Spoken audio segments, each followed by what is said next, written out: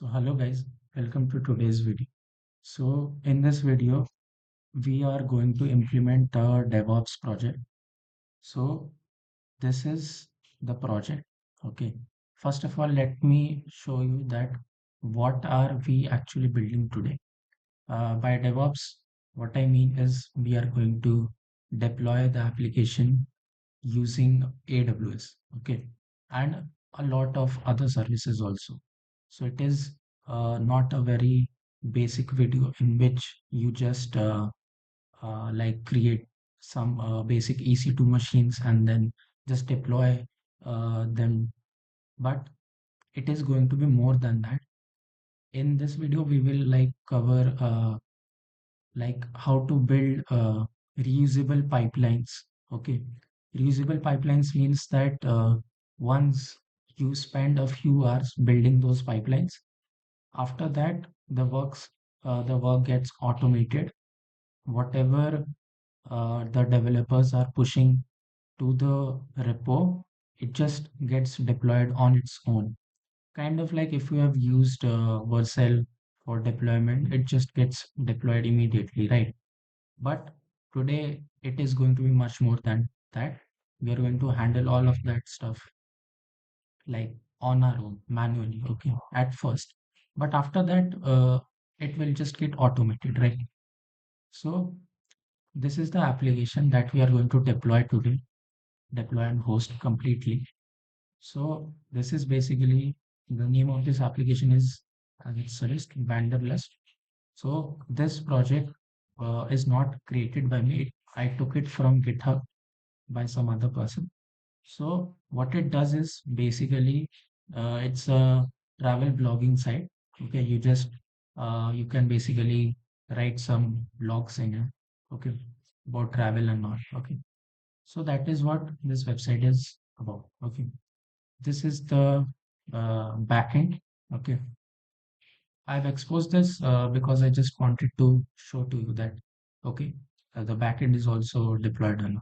Okay, so this is a three-tier architecture application. By three-tier, what I mean is basically we have this front end that you see over here, this backend, and then we also have the database. Okay, so that is what I mean by three-tier. Okay, so we are going to deploy this today. Okay, and this repo that I will be providing to you guys, it is going to be very important for you because it covers everything that we are going to do today. Okay, it covers everything from scratch. Okay, all the commands, all the steps are written over here in very great detail with screenshots included also, so that you get better understanding. So if you feel stuck during the video, you can always like follow this guide. Okay, if you feel like I'm going fast, so you can basically check this out, and even after the end of the video, you can check it out. Okay, so let us first check this architecture out, that how it is working. So I'm going to take a much bigger view over here. Okay, so first let's look at the architecture. Okay, that what all we are dealing. Okay, so first of all, the application is there. We have a React.js frontend, a Node.js backend, and for the database, we are using MongoDB and Redis as the caching layer. Okay, for code storing and version control, we are using Git and GitHub. Okay, now then we have a master machine. Okay, master machine, what I mean by this is basically this is the EC2 machine where we will download and install all of the required services that we need for deploying our application. Okay, so what all it requires? First of all, we will download Jenkins in it. We will also download Trivy in it. Jenkins, let me tell you, Jenkins is basically used for creating pipelines, okay, for CI/CD stuff. Now, what I mean by CI/CD is, like basically this video, uh, assumes that you know these basic stuffs, but I'm going to just talk about them a bit. So Jenkins is used for CI/CD, and what I mean by CI/CD is basically whenever a developer pushes some code to the GitHub repo, okay, like I have this GitHub repo over here, right? Let's say that the front end over here, okay, like let's say someone goes over here and let's say over here, pages, and then over home page, and then someone like does some styling change over here, okay, and then he pushes the code over to this GitHub repo. Okay. Now what should happen? Basically, what should happen is that this changes that was made by the developer, it should reflect on the website also, like as soon as possible, right? So how to do that? So there are two stages in that. The first stage is basically CI, which is continuous integration. The second one is CD, which is continuous deployment. Okay. So in the first stage, which is the CI part, in that part, basically what we do is we check that whatever code that particular developer has pushed to this repo, is that free of errors? Is it free of bugs? Is it free of any vulnerabilities? Okay, so that is important because we can't push uh, code to the prod website, okay, which is full of bugs or which is full of vulnerabilities, because that will cause downtime in our website, okay. Because if there are some vulnerabilities, then some hacker might try to exploit them and then we might get hacked. So we don't want that, right? And another thing is that we also don't want bugs, right? Because we want a smooth experience for whoever this website is we are building for. So we want a very clean and smooth website that works fine. Okay. So we do all the checks in that stage, okay, in the CI part. Okay. We build the application, all of that. That is done in the CI part. Okay. By building, what I mean is that if you have worked with React or Next.js, so you must have seen that there is a command which is npm run build. Okay. Now what does that command does is that basically the JS files that you see, okay, or even the by JS file, what I mean is the JSX file, okay, or even the TSX files of React and Next.js both, they are not recognizable by the browser, okay. They require a layer of another processing, okay. And that is basically because they only understand HTML and JavaScript, okay. So how to convert that? So that is what the build step is used for, okay. So basically the build step, in that we basically take those JSX files and convert them into HTML and JS files, okay. Like you must have seen that if I go over here and if I just run the npm run build over here, so there will be a particular file, sorry, folder, dist, which is basically short form for distribution. And in that, all of the basically the HTML files and JS files that is understood by the browser is like given, okay, is available there, right? So that is what I mean by building an application. So for different languages, for different applications, the build step, the build artifacts. What I mean by artifact is basically what you get at the end of the build stage.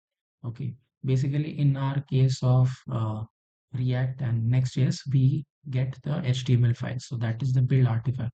So for different um, languages and different applications, the build artifacts and the full stage differs accordingly. Okay, so that is what I mean by the CI part, that all of the code checking part, code quality checking part, all of that is done in that stage. And the build also is created in that stage. Then we come to the CD part, in which basically it is known as continuous integration, in which we take that build which we had generated in the CI part and we just deploy it to wherever our code is hosted. Okay, that's it. Very simple. So whenever a developer pushes any code over here, it first runs through all the checks and all.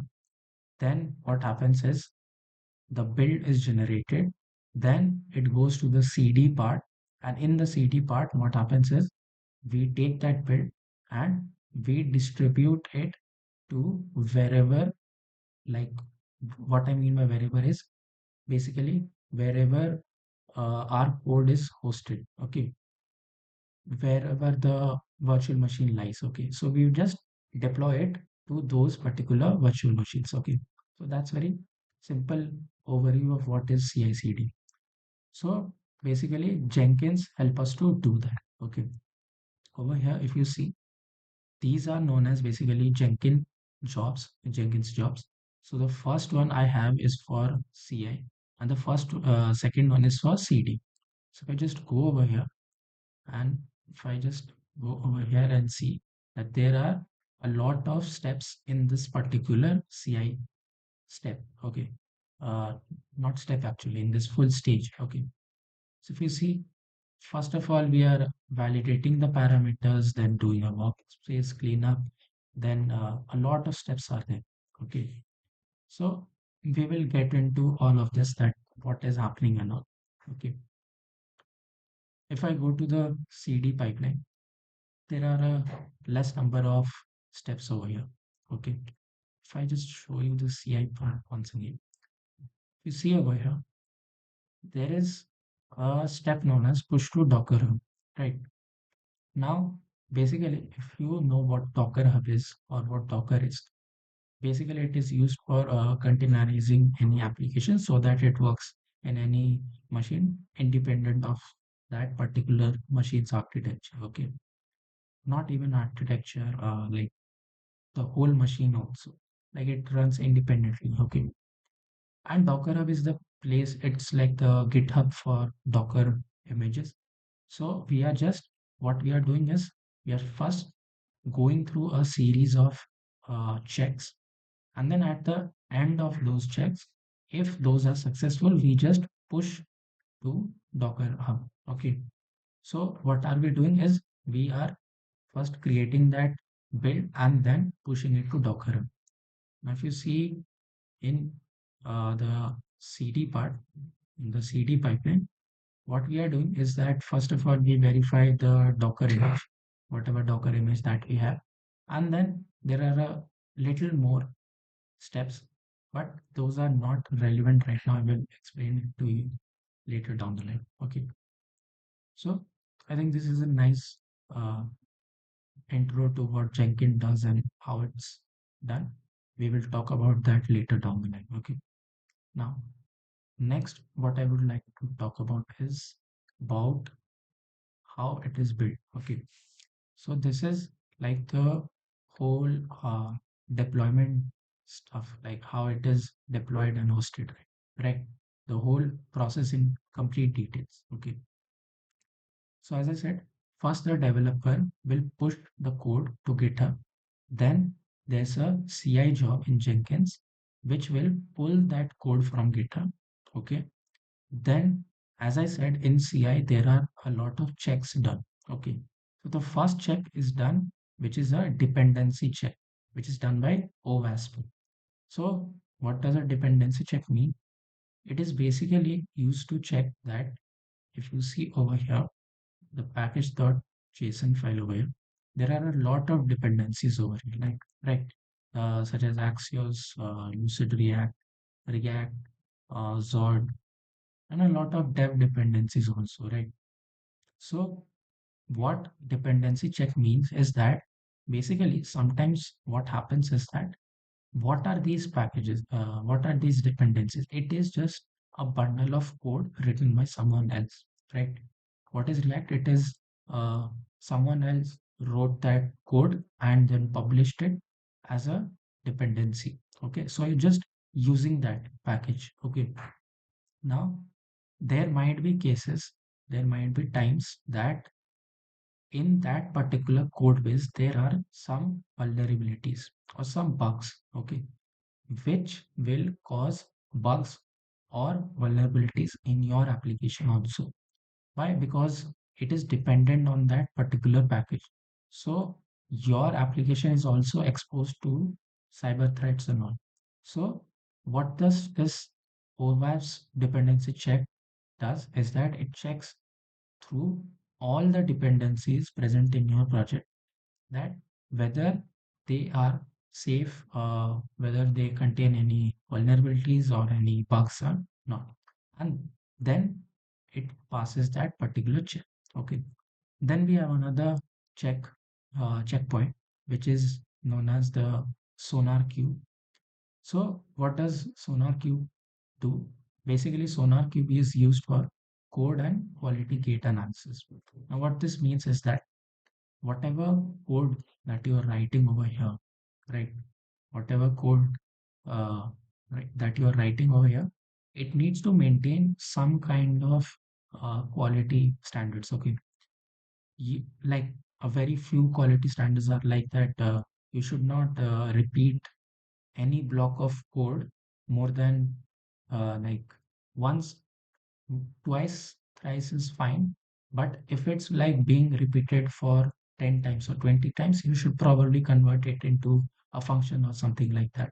Okay. So then there's the naming convention of the functions and all, and a lot of things. Okay. There's also the phrase known as tech debt. So there are a lot of quality standards that should be maintained while writing any piece of code. Okay, and that is also known as like clean code practices and all. So that is checked by the SonarQube. Okay, then we have Trivy, which basically checks through all of the, like, it's a system-wide file system scan. Okay. So what it does is uh, it checks through all of your project files and tries to find any uh, like issues related to them. Okay. And if it finds them, of course, the check will be not pass. So after all of these three checks have been passed, only then we will basically create the build and then push it to Docker Hub. Okay. And what is the build artifact in our case? It is basically a Docker image. Okay. We are just, what we are doing is that basically after passing through all of the checkpoints, we are just converting that whole code base that we have into a single file, which is the Docker file to run that application, which is the build artifact in our case.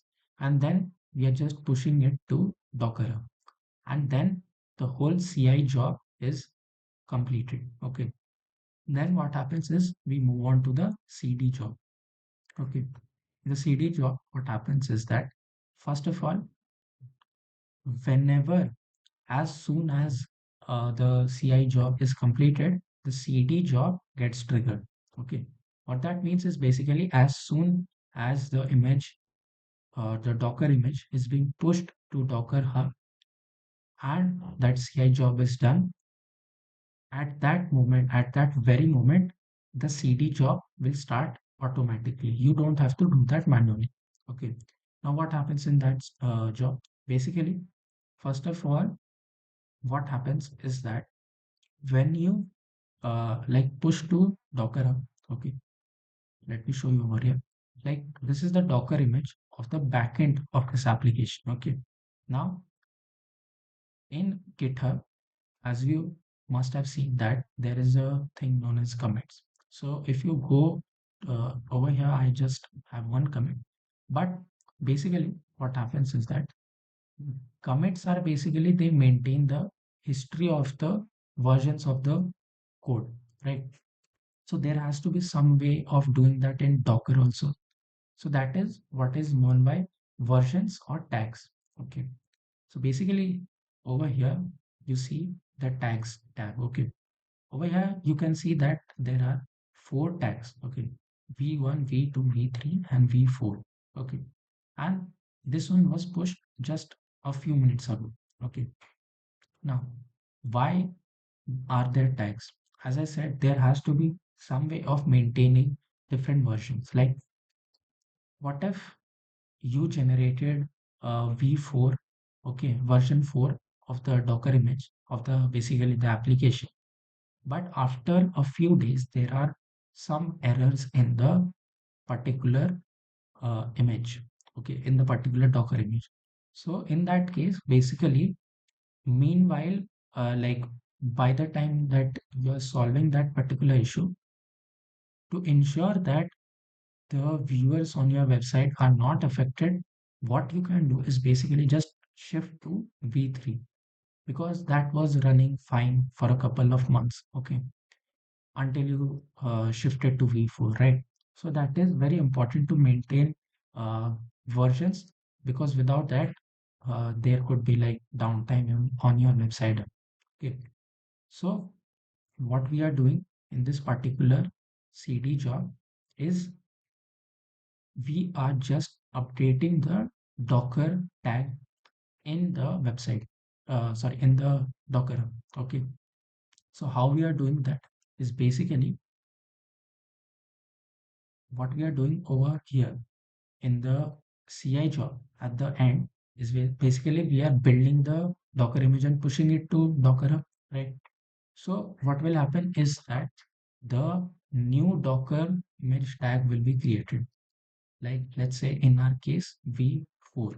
Okay, but in our code base, okay, in our code base over here, it is still the v3 version is still being used. Okay, so we need to update that. So that is what I mean by update Docker image version. Okay, so we do that, and then there's a new kind of concept in DevOps, which is known as GitOps. Okay, now what GitOps means is basically over here we are using Kubernetes for deploying our application and hosting it. Okay, now Kubernetes has to have some way of knowing that whenever the code changes, okay, whenever the code in the GitHub repo changes, it basically changes the code which it has in its own machine, so that whatever the developer has made the changes and updates, it is also reflected in the Kubernetes machine also.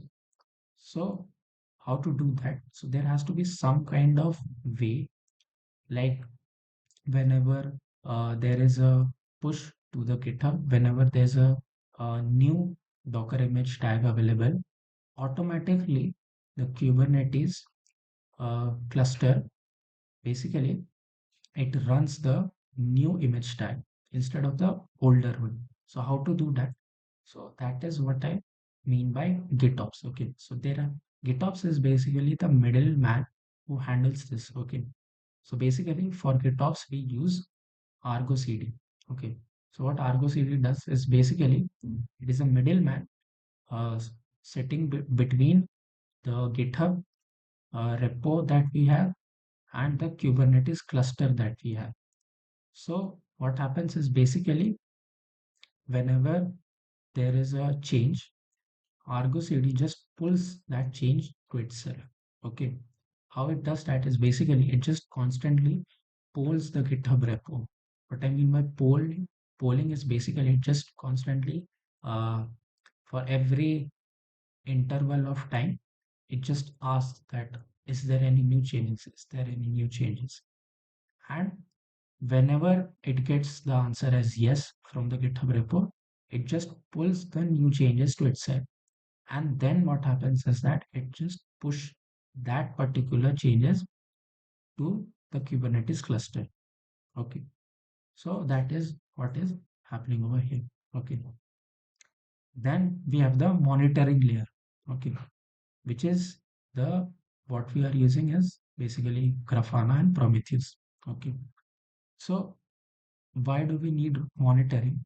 Is because without monitoring, we won't be able to know the uh, intricacies of our application. Okay. Like what do I mean by that is basically I as a DevOps engineer should know that how much resources my application is using on our virtual machines, because there might be cases that there is a lot of heavy load on our website due to some let's say a lot more users, right? So there has to be some way of tracking that, okay, like how many uh, CPU cores are being used, how much RAM is being used in our virtual machines. So there has to be some way to do that, and that is what we mean by monitoring. Okay, we just monitor that. Actually, there are a lot of things that you can monitor using Grafana and Prometheus.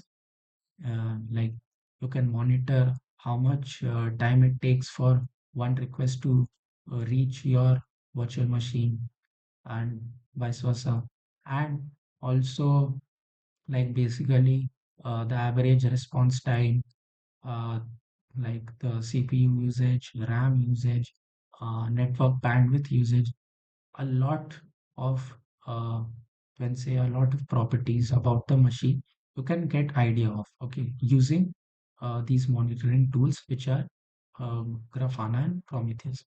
Okay, then after all of these CD jobs, basically at the end of that CD job, what we do is that we just send a email to the DevOps engineer who is working on this project, that whether the CI job and the CD job, the complete deployment was successful or not. Okay, can show this to you. Is if I just go over here. So if you see over here, I have got this email that Wanderlust application has been updated and deployed success.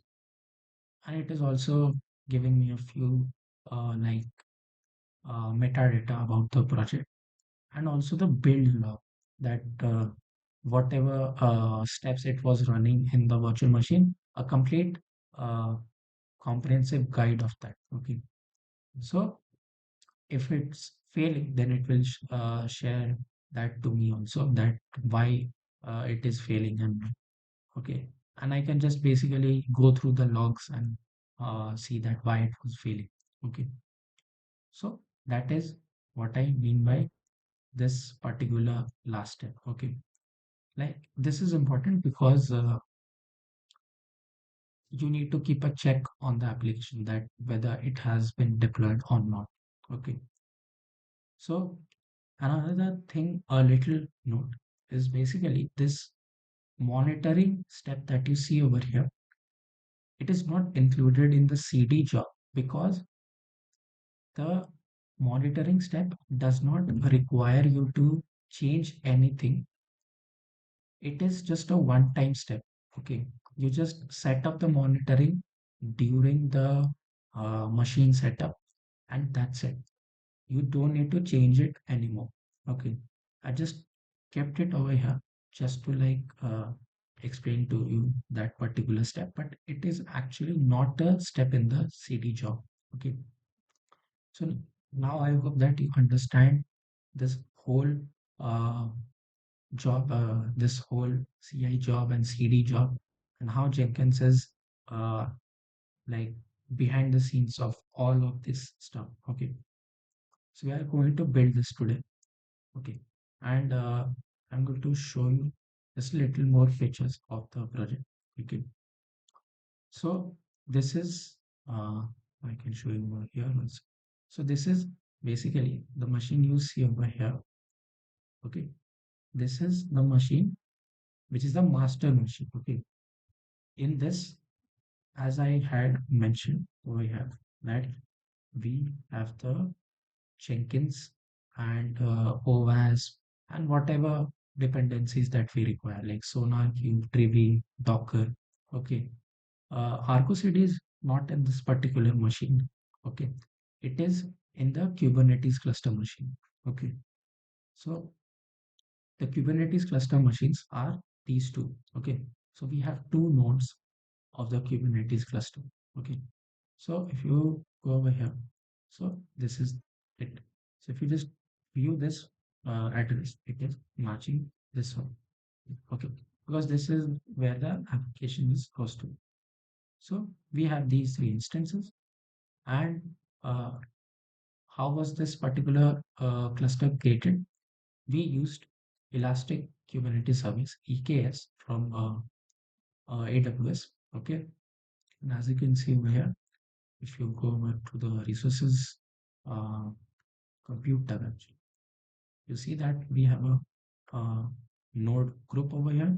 If you go to the nodes, uh, okay, so this is the one containing all of these nodes. Okay, so this is where we have created our EKS cluster.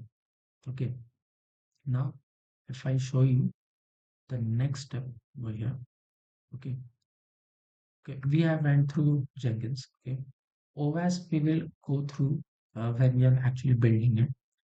Let's go through SonarQube actually. Okay, so here is the SonarQube dashboard. Okay, over here, as you can see that there is a lot of things like how many bugs are there, if there are any vulnerabilities, uh, some security hotspots, and some like code smells and all. So a lot of things again and duplications and all. Okay, like there are almost 7,000. There is almost 7,000 lines of code in this code base, and there is a 1.1% duplication in one. So if you want, you can basically go much more deeper into this. Okay, like is there any particular issue, like how to solve it? You can basically go through it and like see that how can I solve that? Okay, so this is why SonarQube is actually so much helpful. Okay. Then if we move on, uh, Trivy has no uh, dashboard. It just uh, prints its results in the shell, and it is actually like we don't require that dashboard. Okay, so that's why it is not provided. Then we have the Docker images, as I've already showed these to you. Okay, so if I go over here, I have the front end one also. Okay, okay. Now if we move on to the CD job, let's visit the Argo CD. Uh, so if I go over here, this is my Argo CD dashboard. So over here, I have an application, the Vandalist application. So if I open this up, I can see a very nice looking architecture of my Kubernetes cluster, that how it is like hosted. So I have this, if I go over here, I have this front end deployment, I have the MongoDB deployment, I have the Redis deployment, and I have the backend deployment. Okay. And it is like dependent on a lot of other things. Okay. A lot of other Kubernetes things. Okay. So we are not going to dive into the Kubernetes part. We are just going to dive like how the deployment and the hosting part is done. Okay, so this is how we have done it. Okay, this is the Argo CD dashboard.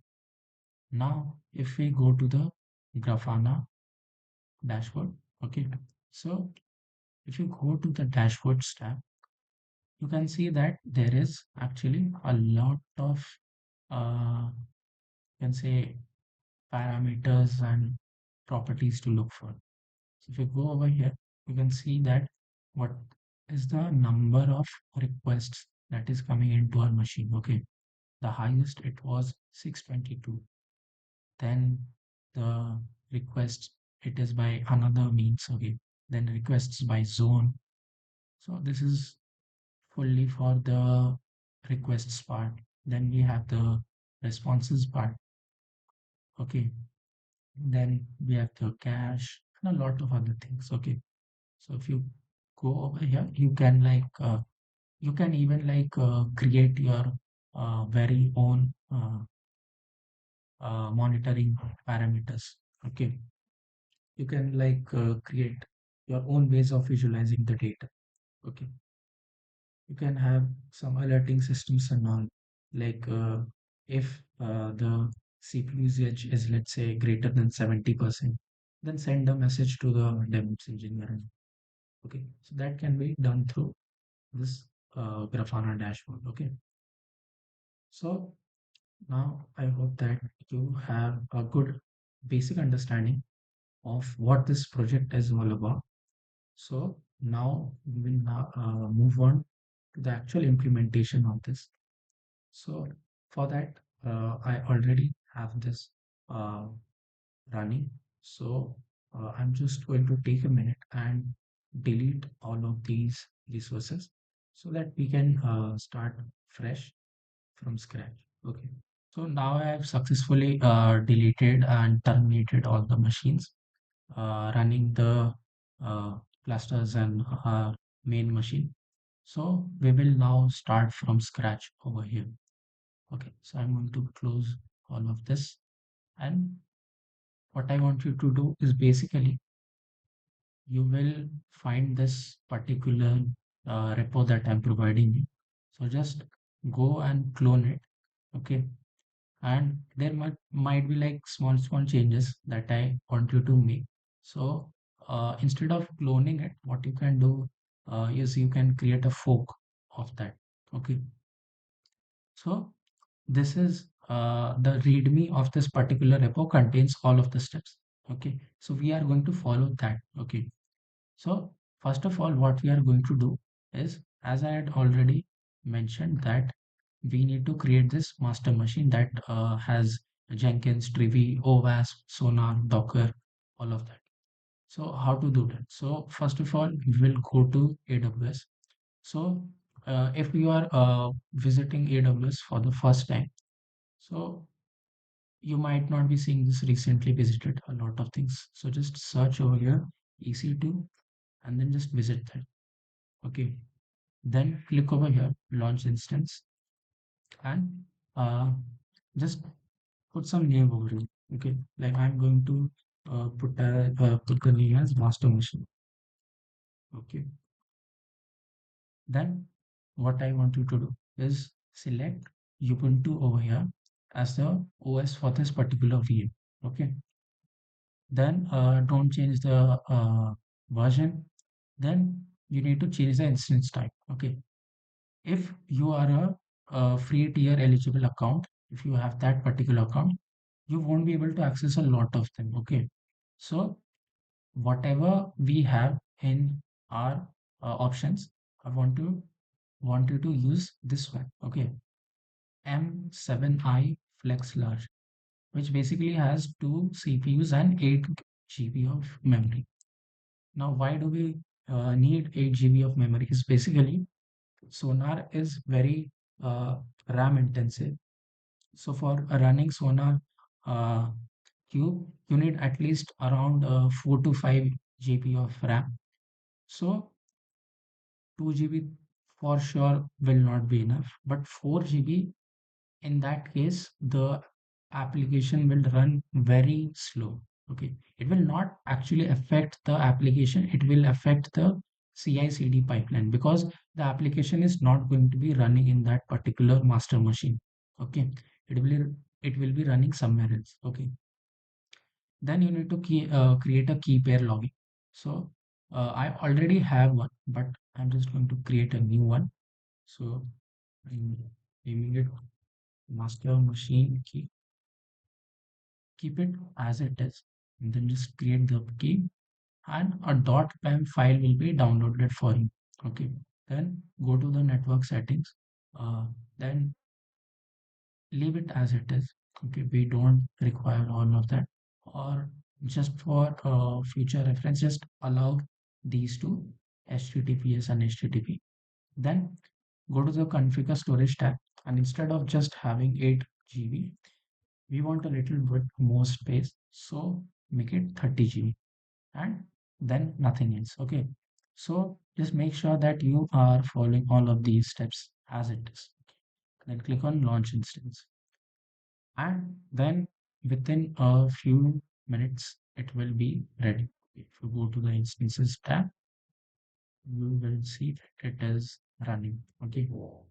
So if I click over here, I'm seeing that it is running now. Okay.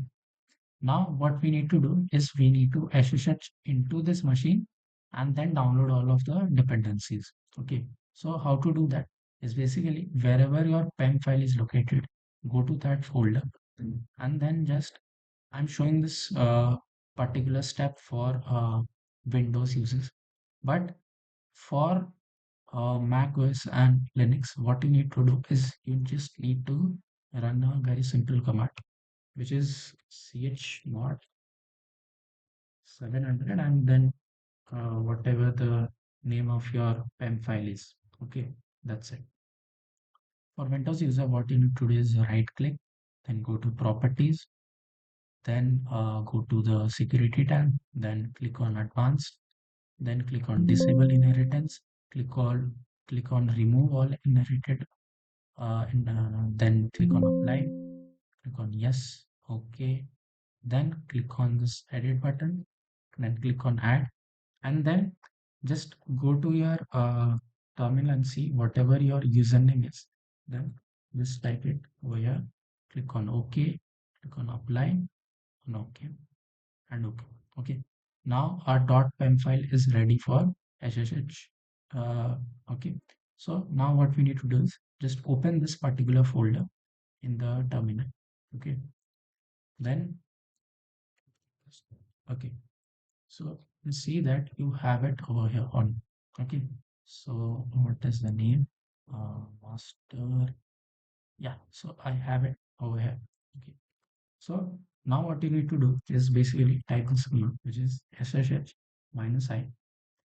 So what this basically minus I means is you're passing an argument to the this command, and what is uh, it that we are trying to pass is the SSH key. So just type that out, and then what you need to do is just copy the public IPv4 address, and then just type add, then just paste that public IP address that you copied, then type yes over here, and then you will be inside the machine. Okay. Now this is a Ubuntu machine, so your Windows commands will not work over here. Okay. So now what do we need to do? Okay. So in order to download Jenkins, we need to download Java. Okay. So for Jenkins, like I have all the process, all the steps mentioned over here, all the commands. But just to like for first things, I'm just showing it that how you can like do it another ways. Okay. So just search Jenkins, and then you will not this it. There's something search Jenkins and go to this to their website, and then just go to documentation and go to installing Jenkins. Okay. Now go to this Linux tab. Now go to this Debian/Ubuntu because we have a Ubuntu server. Okay. Why did we choose Linux when we have a Windows machine? Because we are not running it on our local computer. Okay. Now, first of all, we need to update it. Okay. We're just updating the machine to have to just sync it with the latest packages and all. Okay. Then what we are doing is basically Jenkins runs on Java. Okay. It is requires Java. Okay. Without it, Jenkins won't be able to run. So we need to download Jenkins. So we need to download Java in order to run Jenkins. Okay. So I'm just going to copy this and paste it to download Java. Okay. In our machine. We will be done in a few moments, and just keep this copied. So just to check that whether Java was successfully installed in our machine or not. Okay, we'll just take a few moments. Okay. Uh, then what we are going to do is basically you just need to scroll down a bit and then just look into this long-term support release and then just copy this whole command. Okay, and then we will paste it. This will basically do what is it will basically download Jenkins for us. Okay, so there are two types of release. First one is the LTS that basically is released every 12 weeks, and the weekly one, as the name suggests, it is released weekly, but it has more features, but also bugs also, maybe time to time. But LTS is very stable. Okay, so that's what we are going to use. So I'm just going to copy that. And as you can see, Java version was running successfully and it is showing 21. Okay, you need to copy this and paste this, and it will download Jenkins for us. Okay. So meanwhile, what I want you to do is basically go to this uh, EC2 instance page and then select that particular master machine that we just created. Then just go to the security tab and you must be seeing this security group. Okay. So just open it. And what I want you to do is basically click on this inbound rules. Let's then just add a few ports that we want to open. Okay, okay, Jenkins is running now, but we won't be able to access it. Okay, because what is happening is we have not opened that port. Okay, so the particular port that Jenkins is running is on 8080. Okay, and throughout the project we will be running a lot of services. So like to avoid coming over here and just changing it a lot of times, I have this particular photo. Okay, this contains all of the ports that you need to open. Okay, so yeah, it is not opening. Okay, so what are the port ranges that we need to open? First of all, just like I mentioned, 8080 needs to be opened. Okay, so what this means is that it should be accessible anywhere. Basically, it should be accessible by anyone. Okay. Then the next port that we need to open is this port range. Okay, from 30,000 to 32,767. Now, this port is basically used for 767. Basically, this is used for the application. Okay. So I'm just going to write the description of this. This is uh, for Jenkins. Then the next rule that we have is 80. 80 is already open. 67 and 6379 is for Redis. Okay. So that is also going to be everywhere. Then this is for Redis. Then the next one is 443 is also done. 465, which is basically for SMTPS. Why do we need that? Is basically as I had mentioned that we are going to integrate service, the mail service, which is going to basically allow us to send emails to the DevOps engineer the once the job is done. Okay.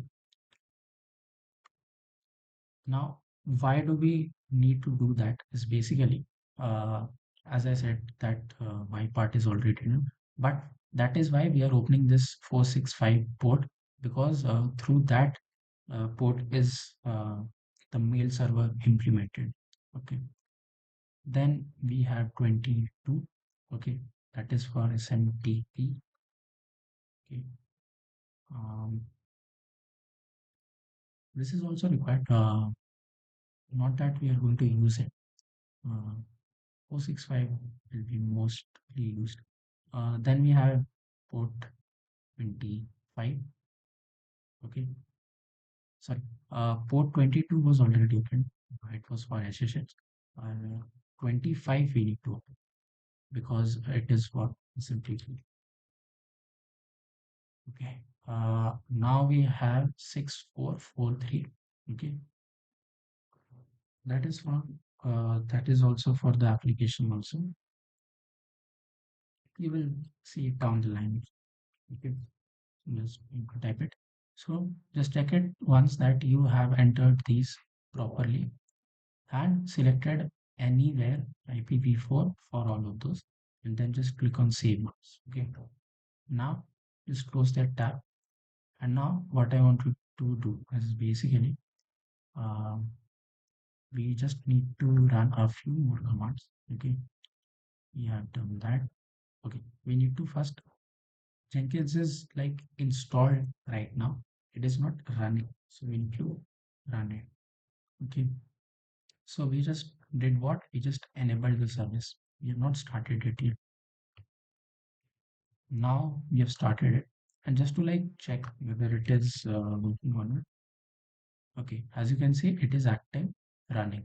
Okay, so now how to visit it? Okay, now basically go over here, copy the public IPv4 address of this, and put this on this file, and just visit the 8084. Okay, you will see the screen. Okay, now you need to unlock Jenkins. Okay, there is a administrative password. Okay, which is the very initial password. Okay, so how to do that is basically just type sudo cat and then the file name that it provided.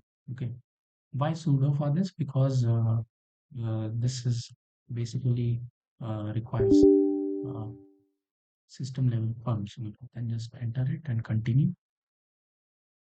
Okay, then click on this install suggested plugins. Now what are plugins is basically plugins are kind of like the packages that you use in React or Next.js and all. They are used for basically uh, providing you much more tools and options. Okay, instead of like writing uh, everything from scratch in your pipeline, there are plugins, almost 2000 or 3000, more than that, plugins available in Jenkins for you. So you can use them basically, uh, like decrease your uh, efforts. Okay. So while this is getting set up, what we can do is just check this repo out and just till then, let's just install Docker over it. Okay. Because we need Docker in our machine. Okay. So in order to install Docker, I'm just going to copy this. Okay. So it is installing Docker. Okay. Now, so Docker is installed. Now there might be a problem. There is a problem actually. You just run this command docker ps. It basically gave a error. Okay. Now why is this happening?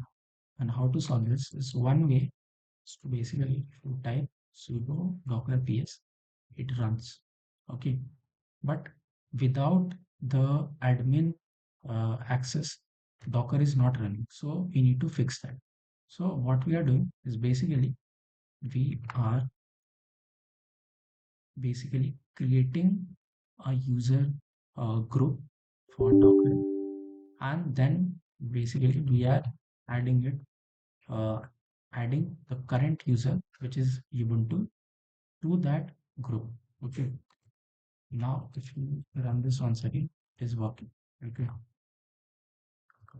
So now we have Jenkins running. You can close this now. Now we have Jenkins running on our master machine. We also have Docker running. Just to check whether it is working or not. I think it is hello world. So it will just try. Okay. Let me just check.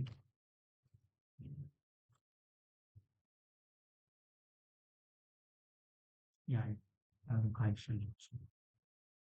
So If it is pulling, then that means it is working properly. Okay. So Docker is done. Okay. Now what we need to do next is we need to create the EKS cluster. Okay. This Kubernetes cluster that we see. Okay. Now, how do we do that? So first of all, basically in our master machine, we need to have the AWS CLI because in order to create the EKS cluster in AWS, you need to have access to your AWS account. And for that, basically, you need to create an user and then uh, the access key and the secret access key and all those stuff. And then you need to configure it in your AWS CLI and then only it will work.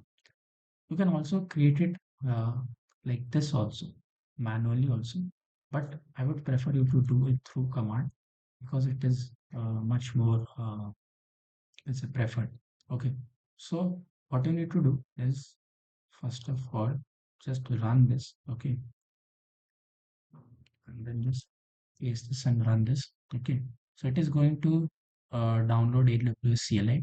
So by the time what you need to do is basically go to your console, AWS console, then uh, can either search it over here or if you have it on a recently visited, just go over to IAM,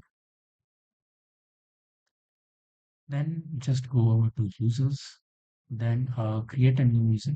Okay, I'm just going to name it master machine user. Okay, then you don't need to check this out because it is just for the AWS CLI. Okay, it does not require any console access. So just select this attach policies directly and then just select this one, administrative access. Okay. Right now, because we are providing all of the access, but basically what you can do is you can give access to just the EKS one. Okay. That is also what you can do. So go to next and create user. That's it. Now, if you go over here, the new user has been created. Okay. Now, if you go to the security credentials over here, you need to create a new access key. So create access key. We are using the CLI. So select that, then select this, and next, and then create access key. Okay. So then do what is basically copy this and then just go over here. Then it is asking for your AWS access code, which is this one, right? You copied that, paste it. Then it is asking for the secret access key. Copy that, paste it. Then a default region name. What you can do is either you can just leave it blank, or what you can do is wherever you are visiting the AWS, just go to this tab and then just see that which is the region that you are using. In most of the cases, I use this Mumbai region, which is the AP Southern. So I'm just going to enter that. You can select other regions also. Uh, you can either put the output format as JSON or you can just put it blank. Okay. So now our AWS configuration has been done. Okay. So now we can basically look whether, okay. So our Jenkins is now done. Okay, it is now running. So we need to first create an admin user. So I'm just going to name the username as admin and then just create your password for it and just enter the name and save and continue. Then leave it as it is, then save and finish. Start using Jenkins. Okay. So now we have successfully uh, been able to run Jenkins. Okay. Now, uh, what I need to do is uh, let's uh, let's first install some plugins. Okay, because in order to use SonarQube, OWASP, and all of those things, you need to have some plugins. Okay, so what I did, just click on this gear icon Then go to this, where is it? Where is the plug? Yeah, just go to the plugins page. Then go to this available plugins. Okay. So, uh, do you remember the pipeline that I showed over here? Like, just a second. Like this pipeline view that you were seeing over here, right? This is like it gives a very a nice visual effect. Okay, so for that we are using this pipeline stage view. Okay, then you must have seen another view, which is in this one. This is Blue Ocean. That one also looks nice because, as you can see, this is actually much better than this one. So whatever you prefer, you can either install one or both of them. So that plugin's name is Blue Ocean. So install that. Okay. Now for Sonar, we need to install Sonar Cube Scanner. Okay. And then let's see what all other we need. Let's just check once whether we have done it properly or not. Okay, we can just search plugins. Yeah, for OWASP, you don't need to, uh, yeah, you need to actually download OWASP also. So OWASP Dependency Check. Okay, and then what is the other one? So OWASP we will do the setting later down the line. You don't need to do it right now. Okay, just scroll down. So Sonar we will do it later. Okay, let's check out whether we have successfully done all of the plugins or not. Okay, mm, I guess this is it. I don't think so that we need any more plugins. Okay, so let's click on install. Just let it install. Okay, it will install all the dependencies. Okay, till then, let's check the uh, till then let's move on to the EKS cluster creation part, because now that we have the AWS CLI and we have also configured it, so now we can basically go on and create the EKS cluster. Okay, our Kubernetes cluster. So before that also we need to install kubectl.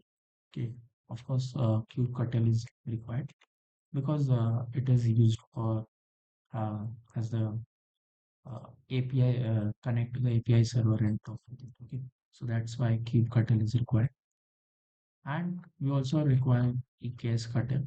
Okay, you can think of kubectl as a local version of EKS-ctl. Okay, now we are going to create the EKS cluster. Okay, so I want to make a few changes over here. Okay, first of all, what I want to do is I want to change the region over here. Okay, AP South 1. Okay, you can put it whatever name you want to create. Okay, I'm just going to name it Vantilles. Okay, and nothing else. Just click enter, and it will just create it, and it will take a few minutes. It will take I think around 15 or 20 minutes or so. So uh, by the time all of this is done, let's actually set up some other parts of Jenkins. Okay, like let's just say that what are the things that we need to do. Okay, by that time basically we can install Trivy also.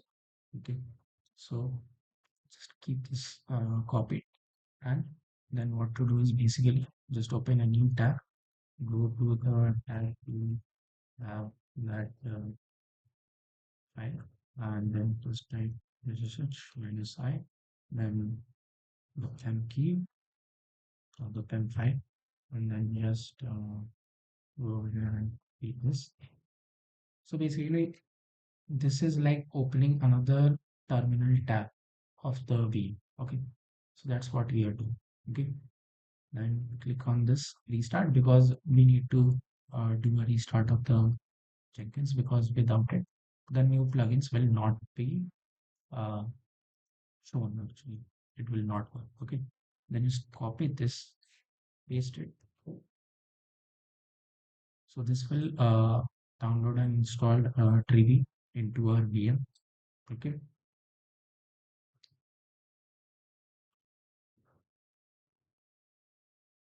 Okay. Now Trivy is done. Just let us check whether it is done or not. So Trivy is also working. Let's just leave it as it is because it will take some 15-20 minutes. Okay. Till then, let's install and configure SonarQube also. Okay.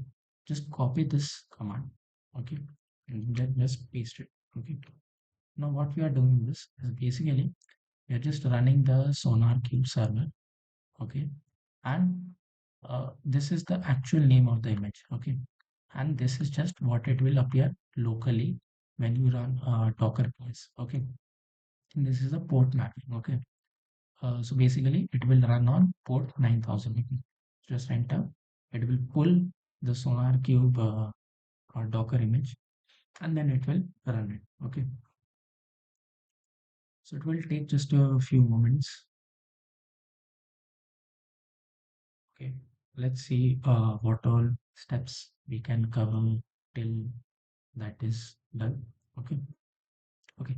Another thing that I want to mention over here is basically there is this thing known as Jenkins worker node, which is being followed in this regime, but you don't need to follow that. Okay. Basically, what that means is basically you have that Jenkins worker node and the Jenkins master node. Okay. Master slave model. Okay.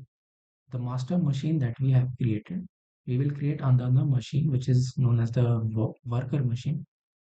In that, basically, all of the build, all of the stuff related to all of the processing related to the CI/CD job will be processed. Okay, basically the CI/CD jobs, the Jenkins jobs will be done over there in that machine and not in the master machine.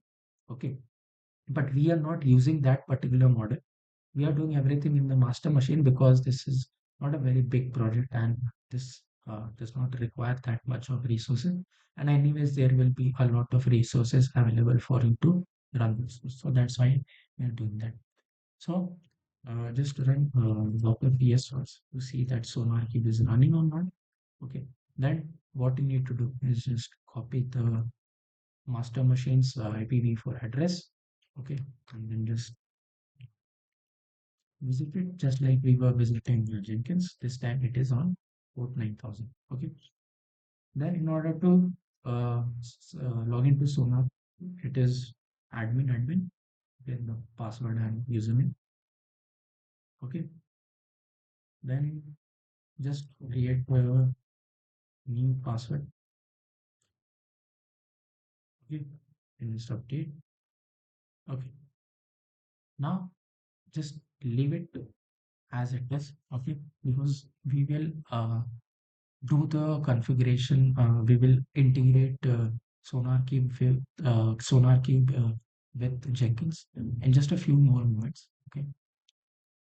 Before that, we'll just try to set up some more plugins if required, and all the things like the GitHub, the OWASP, and all of those stuff, and the email integration also. Okay. So for that, basically, we need to go to the gear icon. Okay.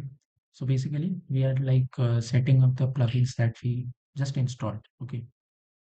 So uh, the email server, let's do it first because that is the easiest one. Rest of them is also easy.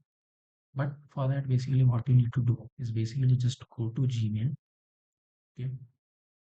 Then just click on your account and then just click on manage your Google account. Okay. Then need to search on app password. Okay. And go to app password. Okay. Okay, it will verify my account. Okay, just a second. So basically, what we are doing is we are using our personal Gmail account for sending the emails. Okay, for sending the emails to the uh, DevOps engineer. Okay, whatever email that you saw, it was sent from my personal account, uh, my personal Gmail account. Okay, so basically, uh, you can either do that, or basically what you can do is basically set up your own mail server. You can do that also. Okay, but that will just take a lot of effort. So that we are just using Gmail's uh, email server. Okay, so let's just see if it's done. What? Okay, it has been done. So I already have this particular app. Okay, but just name it something like just name it Release app. Okay, just create it and then just keep this safe for now. Okay, now what you need to do is go over to this manage Jenkins, and then you need to search over here, not search actually, just go to this particular settings. Okay, and before that actually go to this credentials tab. We need to actually create the email credential. So let's click on this global. Let's click on this add credentials. So select this username with password. Select global. Okay. Then select the write the username as your email ID. Okay. The email ID of which we just created the password. Okay. Then for the password, just copy this and paste it. And for ID, just name it as email. Okay. Or yeah, let's just done G. Okay. Done. So now we have this particular credential. So now we will use that. Okay. So go to this system, let it load, and then search for extended email notification. Okay, over here. Now, what is the SMTP server? Okay. So we are using Gmail's SMTP server as I just mentioned. Okay. So the server on Gmail, the SMTP server on Gmail is smtp.gmail.com. Just verify it because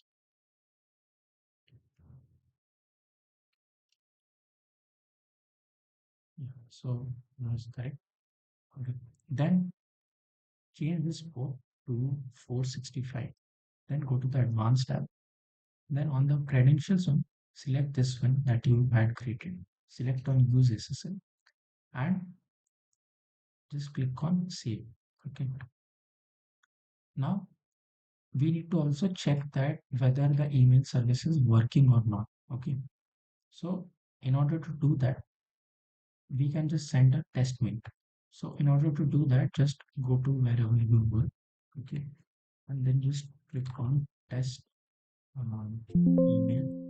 Yeah, over here. Now in the SMTP server, just write whatever you wrote over there, smtp.gmail.com.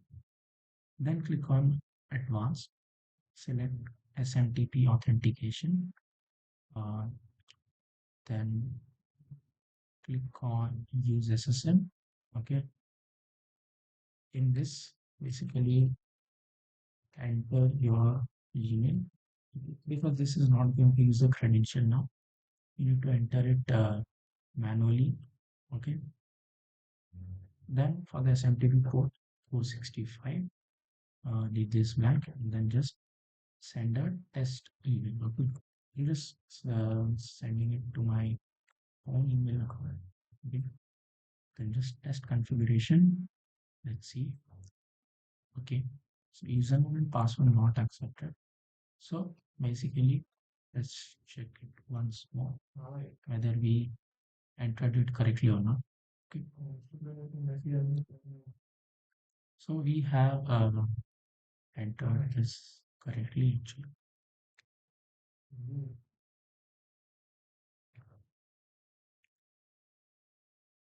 The SMTP port will be 465, and let's actually send it to somewhere else.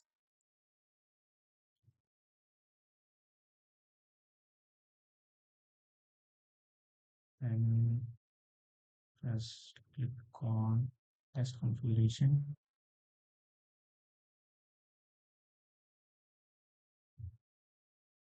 So right now there is some issue with this. Okay, so we will try this okay once more because this seemed to work, but there might be some config issue right now with the email. So we will remove this for now because actually this is not required right now. So we will look into it later down the line. Okay, so save it. Okay, for now the mail integration is done. Okay, now let's see how much is it done. Okay, the EKS cluster has been created now. Okay, so in order to watch that, what you need to do is just go to AWS home, then go to EKS, and then as you can see, the cluster has been created. Okay, now what we need to do is now that the cluster has been created, now we will basically create the nodes inside the cluster. Okay. So how to do that? We have the commands over here. So we are first of all like doing the IAM authentication, okay, with the machine. And why do we need to do that? Is basically so that we are able to talk with our uh, EKS cluster using EKS curtain. Okay? So that's why. So just copy that and make sure that this cluster name that you see over here, okay, that is the same as the one you entered over here when you were creating the cluster. Okay, and also make sure that the region is the same. Okay, in our in my case I used the DP South one. Okay, and just enter. So created I am OpenID or connect provider. Okay, that is done. Now we will create the node group. Okay, we will basically create the nodes. Wait, so how to do that? Just copy, paste this. Okay, now there is a small thing that you need to do before running this. Is basically you need to create a key pair for SSH, SSHing into the uh, Kubernetes cluster machines. Okay, and you need to whatever name that you put over there, you need to name it over here also. So how to do that is basically go to the instances page, scroll down, and um, go to this key pairs section.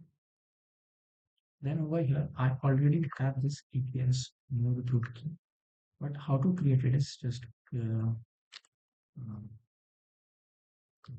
plus plus, okay, and then just create the pair.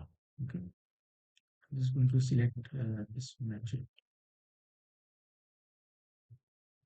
Okay. Okay. Then keep this as it is. We are having two nodes in this. And another thing that you need to change is basically this node pair. Okay. Go to the instances tab once more, and then just type the whatever instance type we have over here for the master machine. Just copy that one. Okay. And just put it over here. Then once again change the region, okay, according to what you had already been uh, associating with. Okay, so let's just break down this command once. So first of all, we are creating a node group. Okay, inside the cluster Wanderlust, and the name of the node group is Wanderlust. The region is AP Southern. The node type is this. Okay, the same one used in our master machine instance. The number of nodes that we are currently starting initially is 2, and the min and the max is also 2. So only two worker nodes will be running throughout. Okay. Then we have this node volume size. Then we are also providing SSH access. And for the public key, we are using, actually for the key pair, we are using this Wanderlust cluster that we just created in the key pair in EC2 instances page. So just enter it, and this will also take around 15 minutes. So we can move on to any other task. Okay. So now what we need to do is basically uh, for GitHub, like if you see over here in the CD job, have seen that we need to somehow uh, push the Docker image version to GitHub. Okay, so how to do that? Now, what I mean by push is that you need to actually make the change and then push the code. Okay, so how to do that is basically, first of all, go to your GitHub account and then just click on your profile and click on settings. Scroll down and go to developer settings. Go to pat, then create a fine grained token. So we are using this pat for just send the email. Just a second, it will approve. So basically, what we are doing is we require this pat um, because we need to uh, have the access to basically push to our GitHub repo. Okay, so that is why we are doing this. Okay, so can name the plus token as Wanderlust app, uh, giving the description as it is. Resource owner, expiration is okay. Public repositories, just keep it all repositories for now. Okay, and access, right now I'm going to provide all of the access because it will maybe like there may be some problems for you, so it is like recommended that you just open all of the options for now, make access right now, because and make sure that they are in read write, so there is not a single problem with the GitHub path. Okay, this will take just a few moments.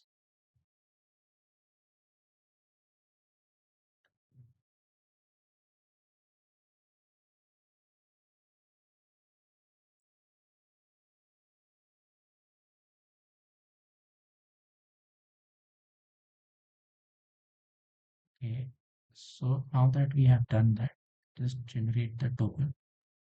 Just a second, let me see if it's done or not. Yes, then just generate the token, generate token. You will see this. Okay, keep it saved somewhere. So I'm just going to keep the screen open for now. Okay, now what you need to do is go to Jenkins, click on Manage Jenkins, then go to Credentials. Okay, go to Global, go to Add Credentials, username with password. So username is basically the GitHub username. Our password is basically this pad that we created, and I'm going to name ID is GitHub cred. Okay, create. So our GitHub cred has been created. Okay. Next, another credential that we need is basically to integrate SonarQube with Jenkins. So that what will happen is that whenever this particular part will reach, this particular checkpoint will reach, Jenkins will be able to talk with our SonarQube server. Okay, so that is what we are going to use. So let's go to this administrations tab, then go to uh, this particular, sorry, over here, then my account, then click on security, then let's create a new token. Okay, I'm just going to name it as Jenkins, select the token type, select it as global analysis token, and then just generate it. Then copy it, then just add credentials, and this time it is not going to be a username, it is going to be a secret text. Okay, then just copy paste this, and just let me just check over here at what is the SonarQube name that we used. Okay. mm,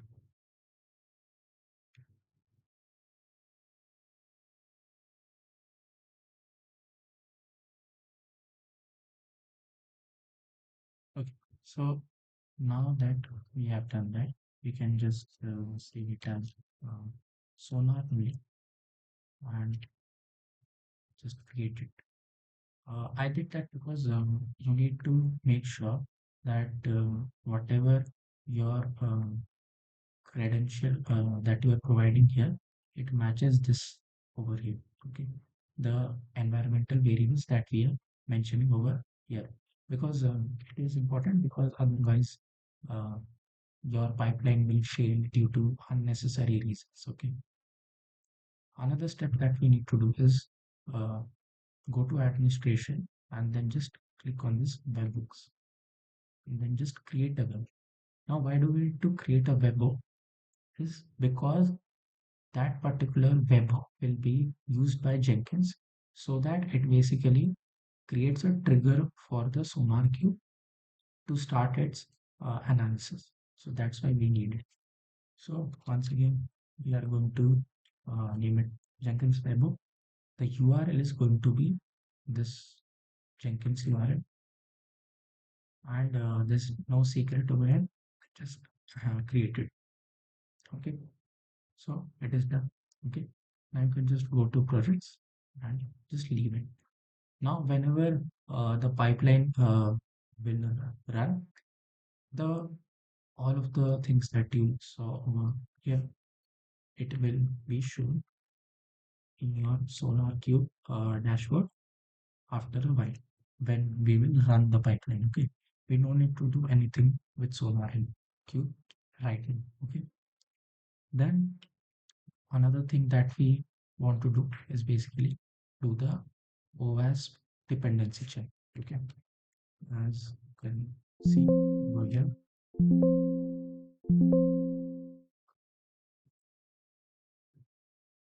Okay, so for this, basically we have already installed that particular uh, plugin. Okay, and for that we need to do two things. Okay, first of all, we need to go to this tools section. Okay, this tools section, then search for dependency check installations, then click on this add dependency check, and then we can actually name this anything we want, but let's just follow whatever we have over here. So if I go over here, I think we have named it OWASP only. Yes, it is OWASP. So just name it as OWASP. Uh, leave the installation directory as it is. Okay, let me just check once. Yes, it is just like that. It will be like autofill once you click this install automatically, and then click on add installer, and then click this install from github.com. So what will happen is OWASP will download all the necessary file for running the dependency check into the VM from its GitHub. Okay, then just click on save. Okay, Now OWASP is done almost. We just need to do one more thing. We need a NVD key, API key, which is used to uh, run uh, this OWASP. So for that, what you need to do is just visit this website. The link is given over here. Then just write whatever organization and then email, and then select the organization type as personal use, select submit. Okay, we need to check this also and submit. Then check your email. Email will arrive for this. I think you have it. Yes. Okay. So now when we have that, so basically we need to just enter this, email, this email ID to confirm. So it is generating the API key. This will take almost 2-3 minutes. So let's just leave it as it is. Okay. So for that, what you need to basically do is just go to credentials, then click on this global, then click on add credentials. This time it will be not username with password. It will be secret text. And in the secret, we will enter this where it has been generated. So let's enter that. For the ID, we are going to keep this as written in our Jenkins file and click on create. And the NVD API key has also been created. Okay. So let's just keep it open. Okay. Now, what all things have you achieved till now? So in the CI part, our OWASP dependency check has been set up. SonarQube has been set up. Trivy has been set up. Docker is running. Okay. Then what to do? Okay. We also need to provide Docker creds in our Jenkins also, because it will basically create the image and then it will push the image to Docker. So we need to provide access of pushing the image also. So how to do that is basically go to your Docker Hub account. So over here and then just click your profile. Not profile actually account settings, and then just click on this personal access tokens, add, then just click on new token. Just going to name it randomness. Expiration date, uh, keep it as read, write, and delete, because we want to write to our images also. Generate it, and then just keep it right now. Okay. Then what to do? Once again, go to the credentials tab, click on global, click on add credentials. Okay. Then this time it will be username with password. Okay. Because this time we are, let me check one.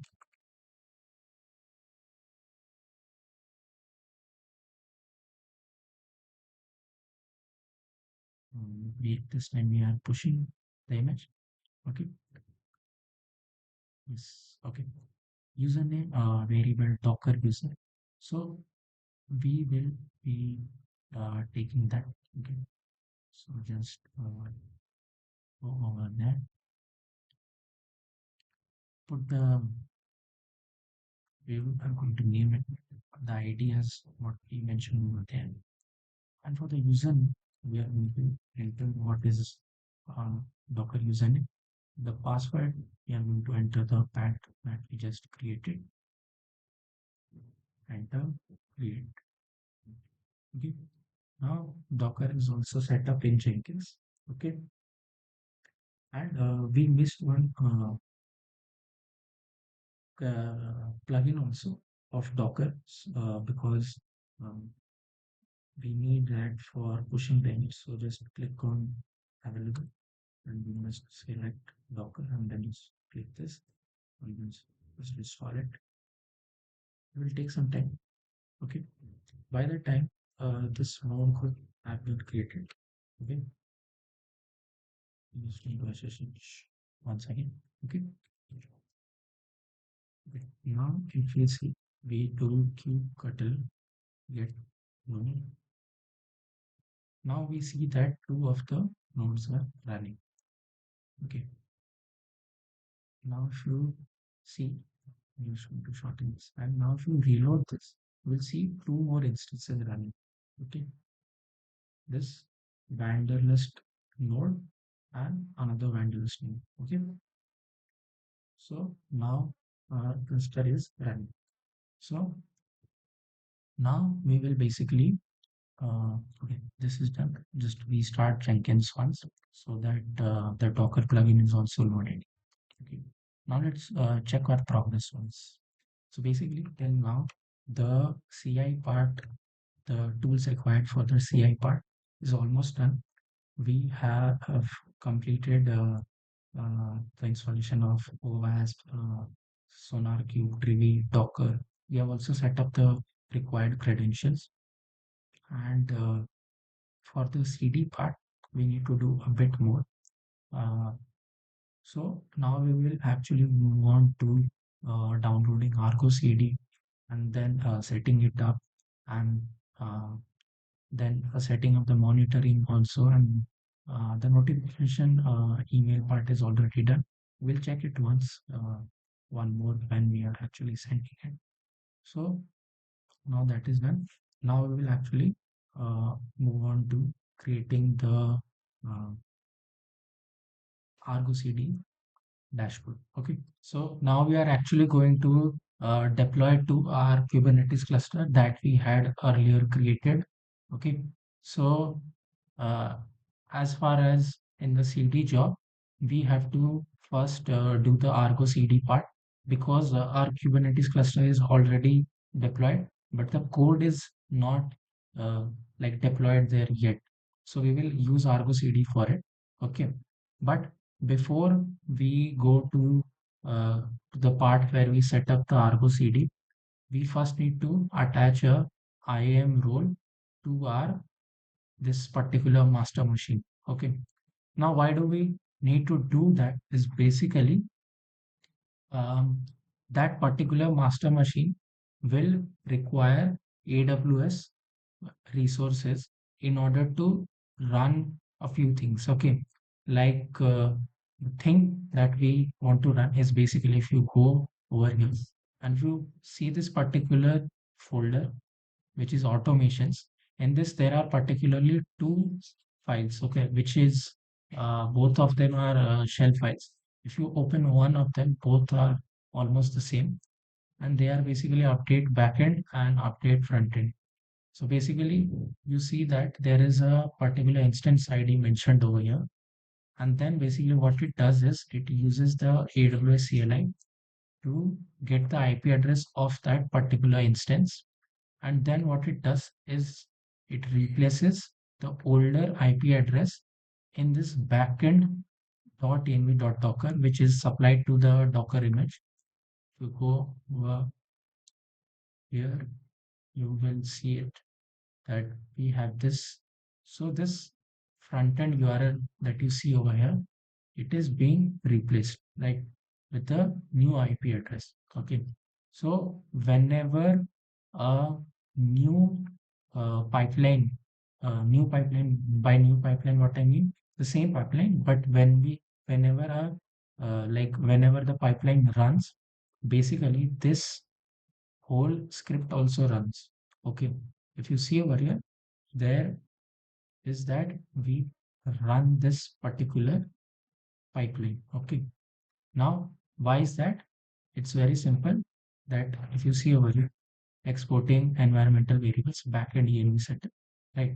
We run this command, okay, bash update backend new.sh, right? This one. Now, why do we do that? Is basically this this instance ID of this particular uh, cluster node which we have, that will not change, right? This will never change throughout the existence of this particular instance, right? But what will change uh, is that if, let's say, this instance is uh, terminated somehow, or terminated actually, and then we restart it. So in that case, the IPv4 address will change, right? So that is a problem for us because it becomes a manual heading. So that is why we have built this particular automation. Okay. So this is a step where I also want you to do this, do the same. So what you need to do is you have two of these nodes, right? Of the Kubernetes cluster. So just take any one of them. I'm taking this one, okay? And then just replace it over here and replace it over here also, okay? And then what you can do is either you can run these scripts once to see the change over here, right? Now, if you see over here right now, it is like 13.23, like, right? But if we run that script, it should change to 13.20. Just keep in mind this second number so that you can clearly see the change. So this is of course a bash file. Okay. Uh, it is a shell file, right? So it will not run in Windows. So they will use git bash for it. Okay. So that we are able to run this. Okay. So I'm going to go to automations, and then I can see that I have the updated view and the updated front end and update the backend, right? So I'm just going to run that. So for that,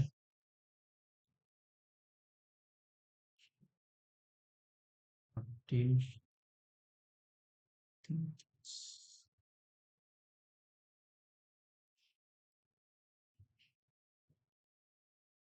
So let's just wait for it to finish. Okay. So now if you go over here, okay. Okay. So the problem is that we need to configure over here also. Okay. So I'm just going to do AWS login. Okay. You can also do one more thing is that you can use AWS configure. In that case, what will happen is basically you will need to enter the credentials that you had earlier created. Okay. And this will work perfectly. Okay. So if you didn't understand what just happened is basically if you go over here, I had already explained that what is this file is basically do is basically it is taking this instance ID, finding the IP address and then replacing it in the .env.docker file for backend and this one for the front end. Right now, how is it finding this IPv4 address? It is using AWS CI. So it will not be able to find the IPv4 address of this instance until and unless we give it the access. Okay. So we need to provide the access. Okay. So I have now logged in. So if I run the command once again, you see now the address has been updated over here. Okay. If you go over here, it matches exactly this one. Okay. So we have done that properly. Now, if I go once again and try it for the front end, if I just close the back end and go to the front end, and if I go over here, as you can see, this one is also changed. Okay. So this is how it is helpful for us. Okay.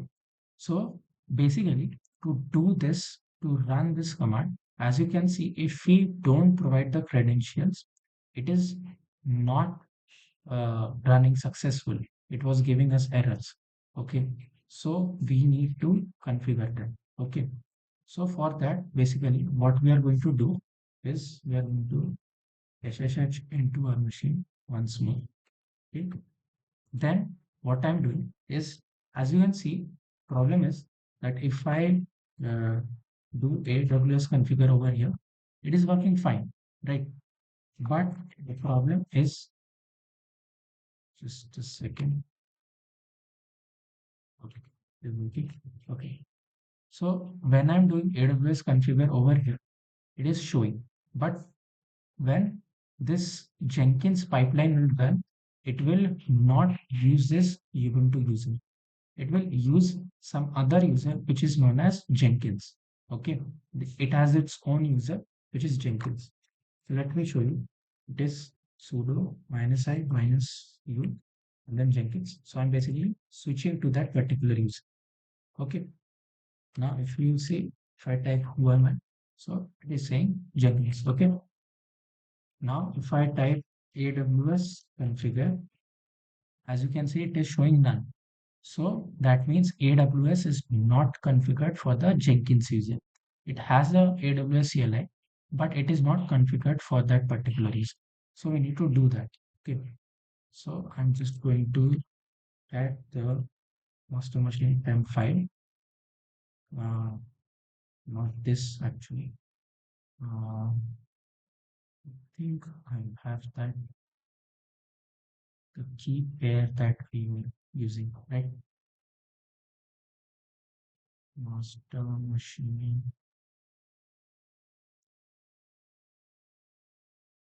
Okay, I think I might need to find that.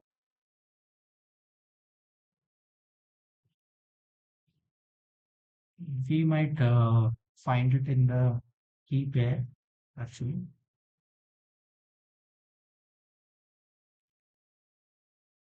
So I have this master machine key, but I don't know why it is not downloaded.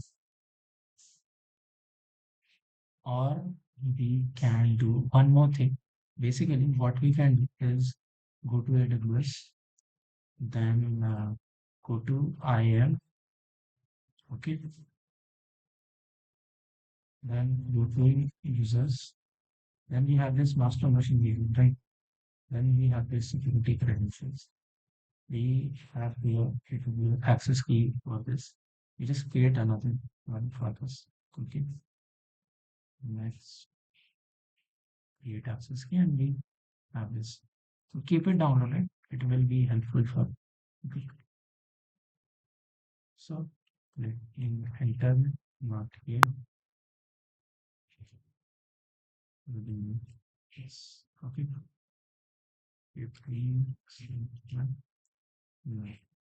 Okay. If I now type configure, it will work. Okay. See, it is good. Okay. Now, if I want to shift back to my hidden table, I will just do exit. Before that, another thing that you can do is basically a way to check whether the AWS CLI is working or not is what I like to do is just go to S3, okay, and what you have to do is just create a basic bucket, okay. Let me see.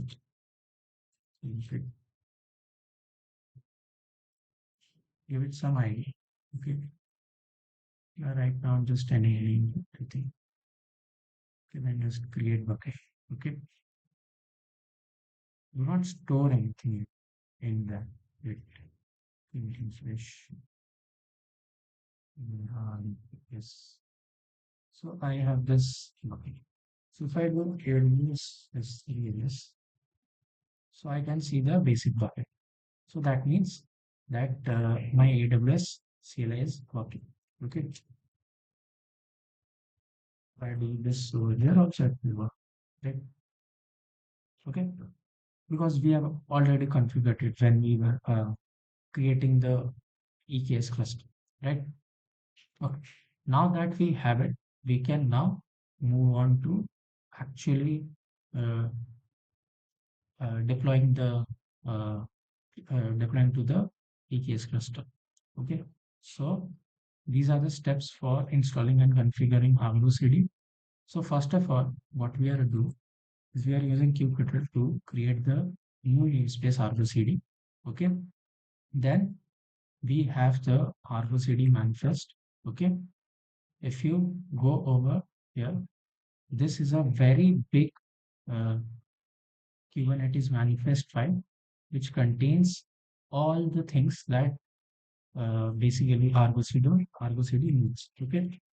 So we are just going to apply that to uh, our basically Kubernetes cluster.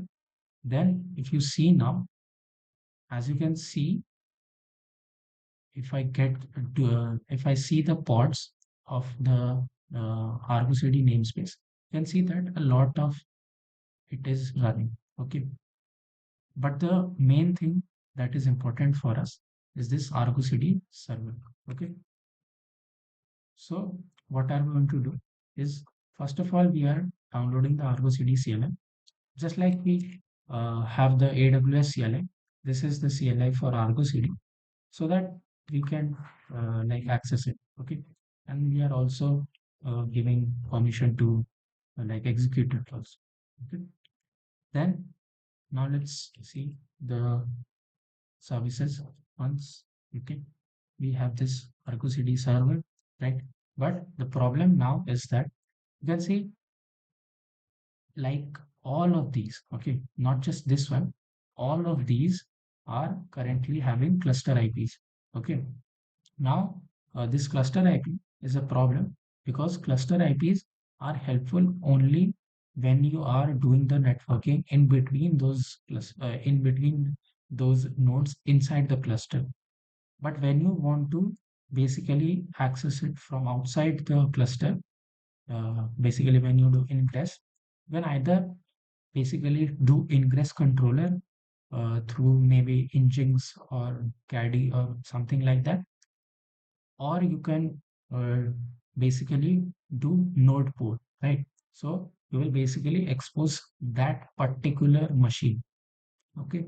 So that is what we are going to do. We are going to implement node port because this is a very simple application that we are building.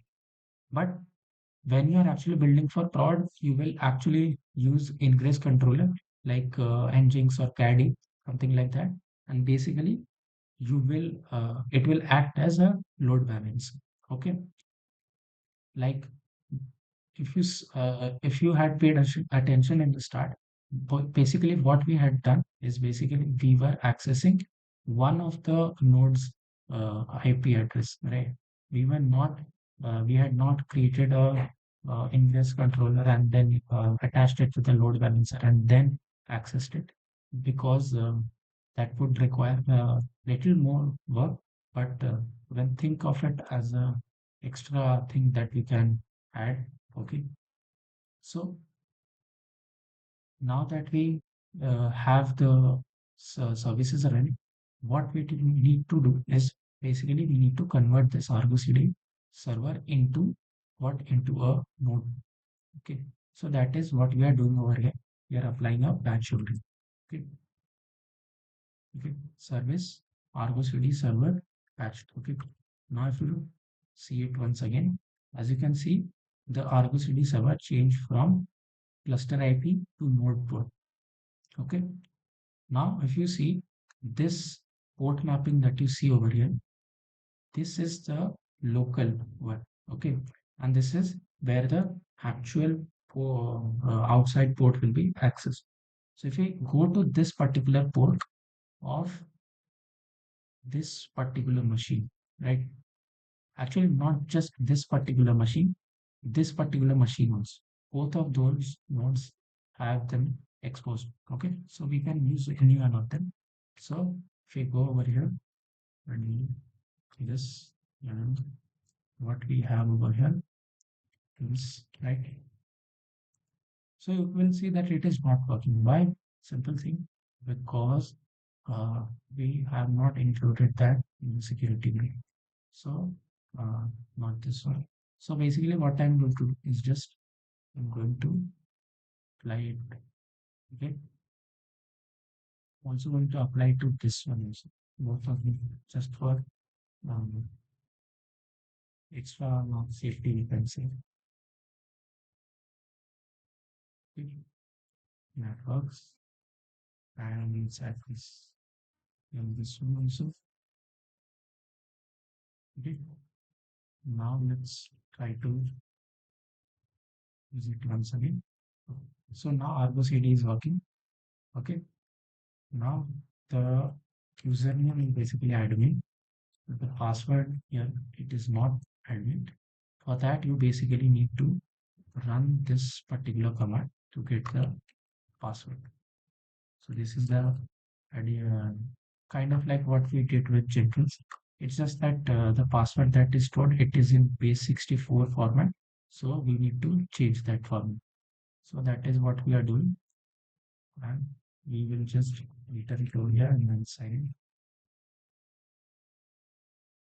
Okay. Now what we need to do is that in ArgoCD, as I had told you, that basically what it does, it takes the code from GitHub and it deploys it to the Kubernetes cluster. So basically, the GitHub repo is the source for ArgoCD, and the Kubernetes cluster is the destination for the ArgoCD, and it is just acting as a middleman. So how do we build this? Okay.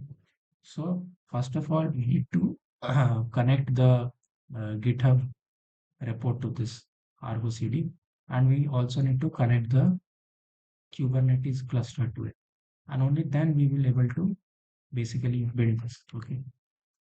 So how can we do it is, do not go over here, just go to settings and then repositories and then connect repo and then via GitHub app and then project default, then project URL.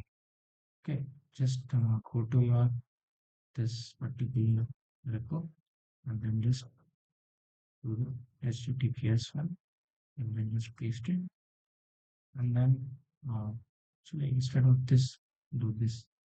Okay, this is uh, this is randomness GitHub. Okay, we have already done this. Username and password is not required. Nothing else is required. You can connect to it, and as you can see, it is successful. It connected successfully. Now, if you go to the settings once again, and if you go to this, you can connect clusters to it. Okay. Now there is already a default cluster. Okay.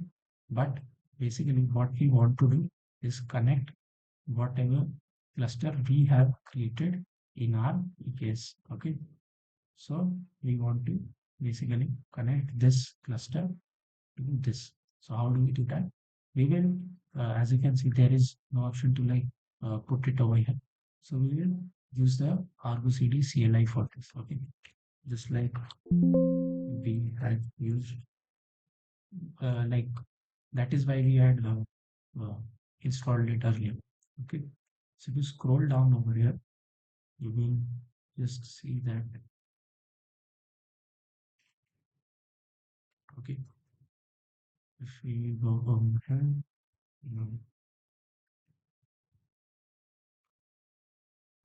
yes, install. We have done the process of installing it.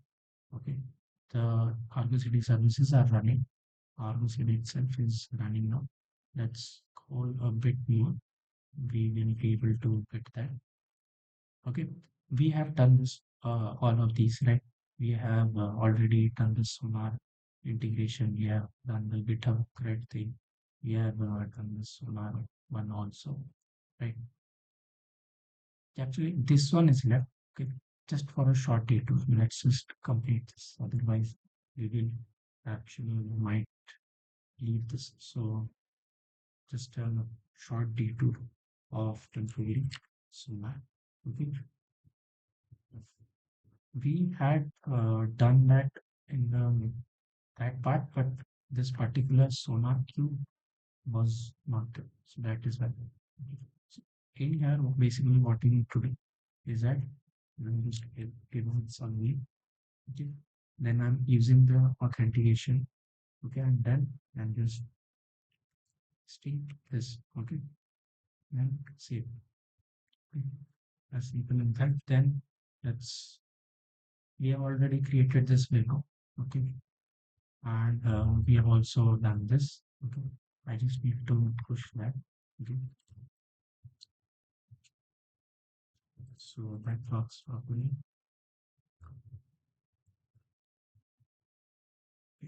You are also advised to do that because otherwise it will not work properly. Okay. Okay. So now that is done, we will create the pipeline in just a moment. Okay. Okay. Now we will basically do this. Okay. We are basically logging in to our ArgoCD. Okay. So basically, bring this edge one second. Okay. In here, basically we will replace with this URL. Okay. Whatever URL we will see what into. Okay. Yes. And the password that we had created. Uh,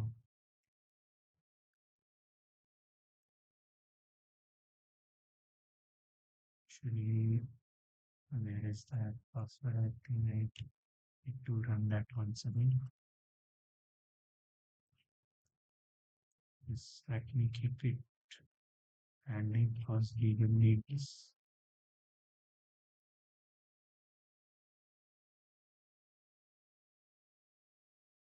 Okay, now we have logged in. Okay, let's just go to the testers page once. Okay, now that we have logged in, if you go and list this, okay, if you do this, uh, you will see that basically right now we have this in cluster, right? You see this over here also, right? But we need to connect our cluster also. So how do we do that? Basically, first of all, we are getting the uh, what was the name of our cluster. So if I just shorten this a bit, shorten it a little bit more, you can see that this is the name of our cluster. Okay, so just want to copy that, and then basically what we are doing is we are adding that to our ArgoCD cluster, add this cluster and name it as this. So we are going to do that ArgoCD add, and then this particular cluster, and the name of it is, let's say, randomness cluster.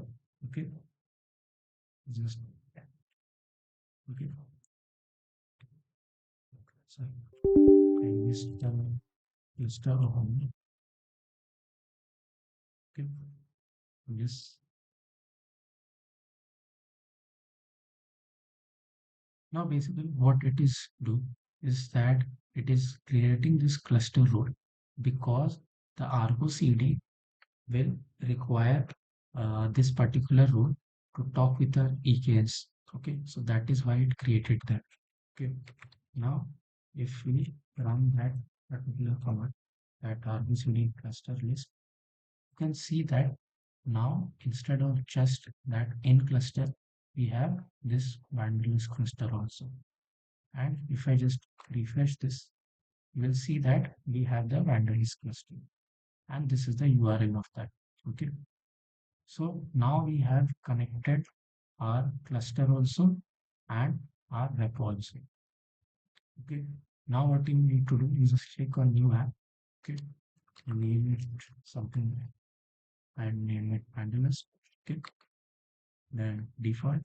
Then the same policy is basically that if whenever there is a push to this GitHub repo, do you want Argo CD to automatically sync the changes to the basically the Kubernetes cluster, or do you want to do it manually? By manual, what it means is that will basically there will be a DevOps engineer who will basically log into the Argo CD dashboard and then he will sync it. So there are two ways. So we are going to do the automatic way because that is much better.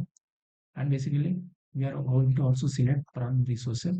What prompt resources basically means is that basically if there are some resources that were removed from your manifest files of your gates manifest files, ArgoCD will recognize that and it will delete them in the gates cluster also.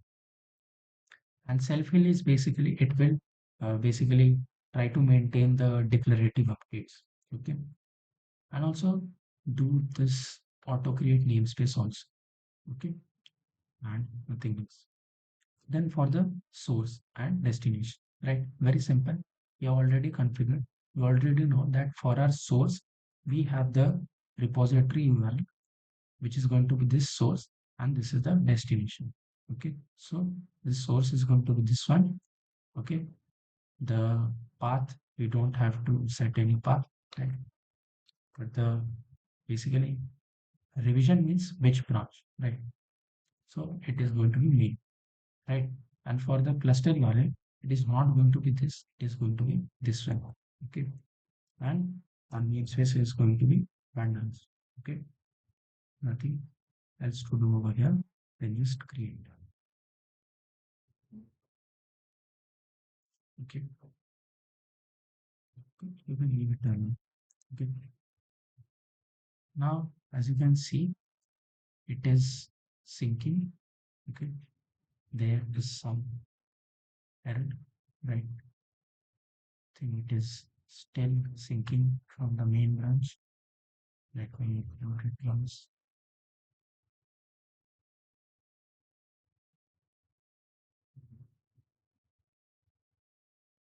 Okay.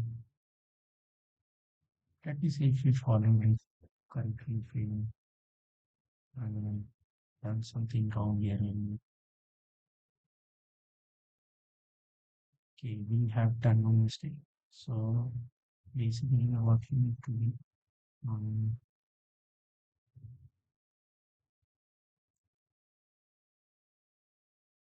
the path over here is going to be Kubernetes. Okay, you just need to do it and then see. Okay, now it is working. Right? Okay, so why it did not work early? Because if I choose all of this,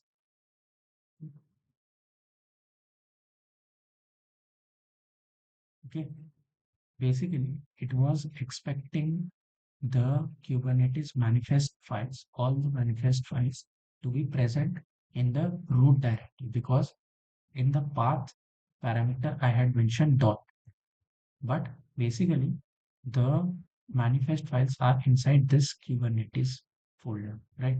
So that is why it was getting confused that it was not able to find them. Okay. So now as you can see, it is synced and it is like all of this are almost done, right? So with time it will uh, basically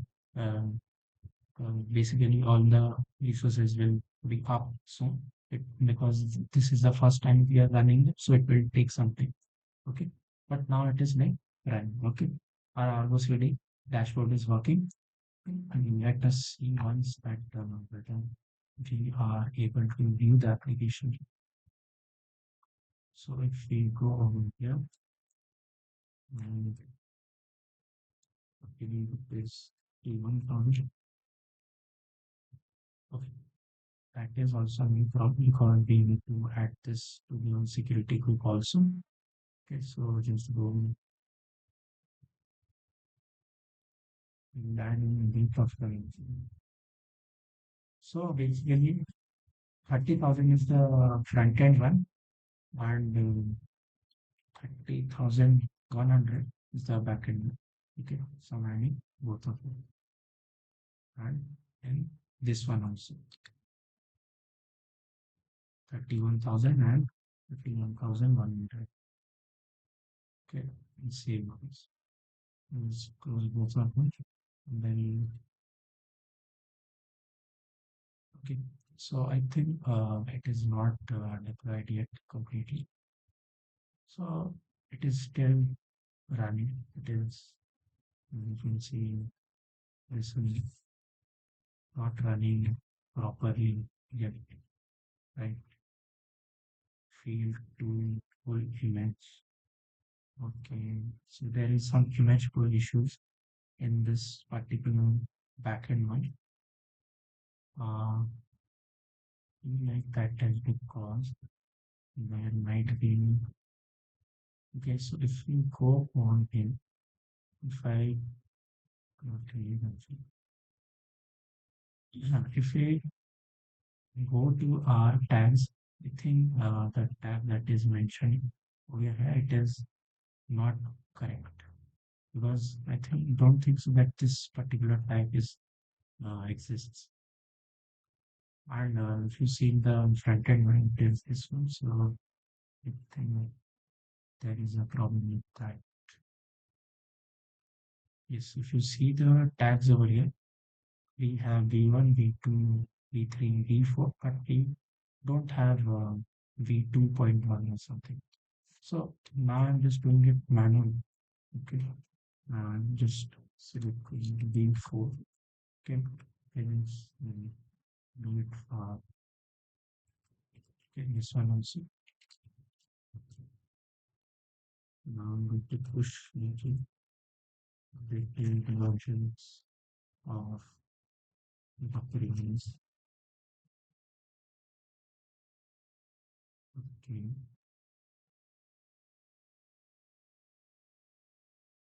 and some problem over here. Okay, and something like that.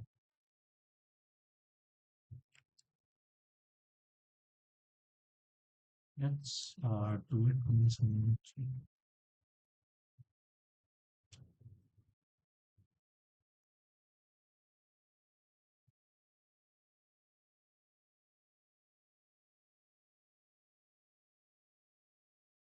There is actually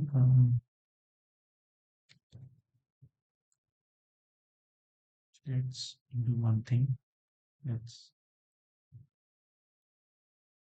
edit manually.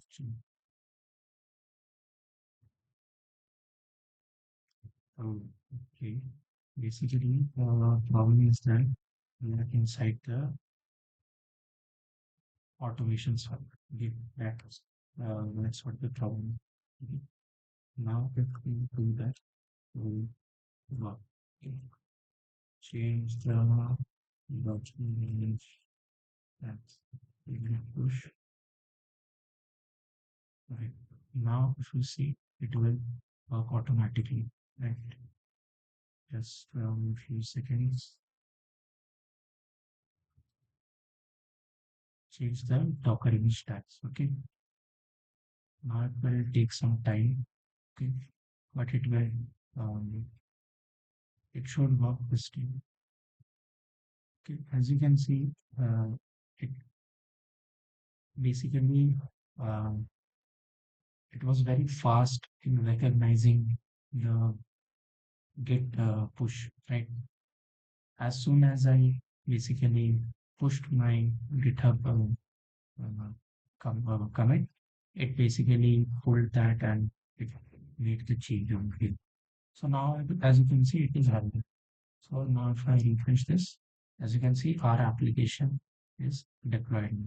Okay, if you go here, can go on here.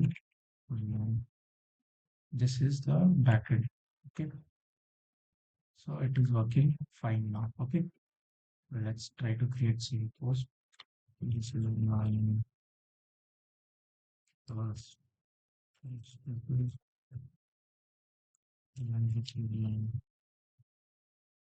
jobs 7 long.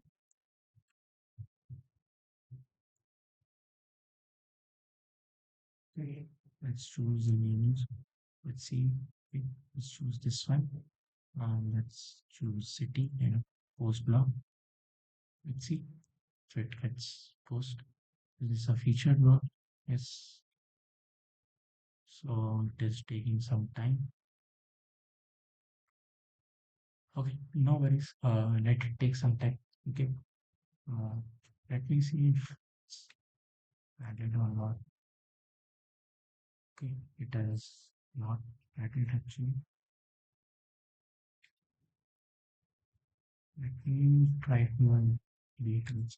I tell you what we select each one.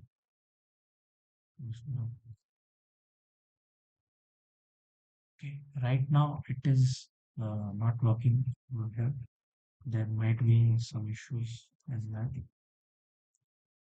Let's see that if there is field to be okay. Not this. Okay, we will check this out later now. Later because this should work. Should not work. So we will check it once more. But now basically our ArgoCD is done. Our GitOps part is also done. Okay, basically now we are almost done with the CD part. Okay, we just need to do the monitoring part right now. So for that, basically we will need to use Grafana, right? Grafana. So we are going to use Helm charts for that.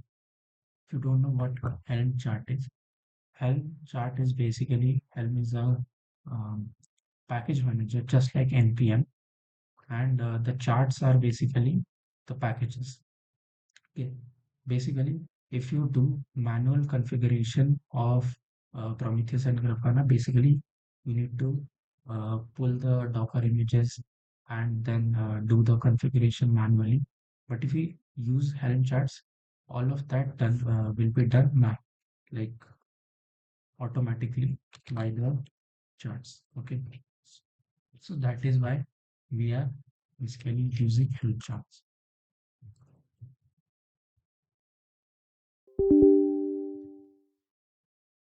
Okay. Helm chart is implemented. We are just adding the repo UI, and now we are adding Prometheus.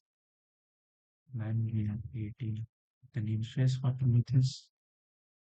Okay, if you see now, we have added Prometheus. Okay. Another the interesting thing is that this Wanderlust namespace that you see over here, it was not created but by us. But when we uh, like you must have seen that when we were creating this ArgoCD, we had basically added basically this. I don't think so it will show over here, but basically, yeah, here, over here. We had selected the namespaces and then so ArgoCD created it on its own. Okay. Now, what we need to do is we will try to build the services of Kubernetes. Okay, no resources find right now. So this is not working. Uh, Let me check once again. Okay. We must have this one step. No, actually, we have done this. Uh, let's see if the pods are not connected. See, the service is also not there. Um, let's see, are we able to edit this? Okay. Uh, let's see once. Cut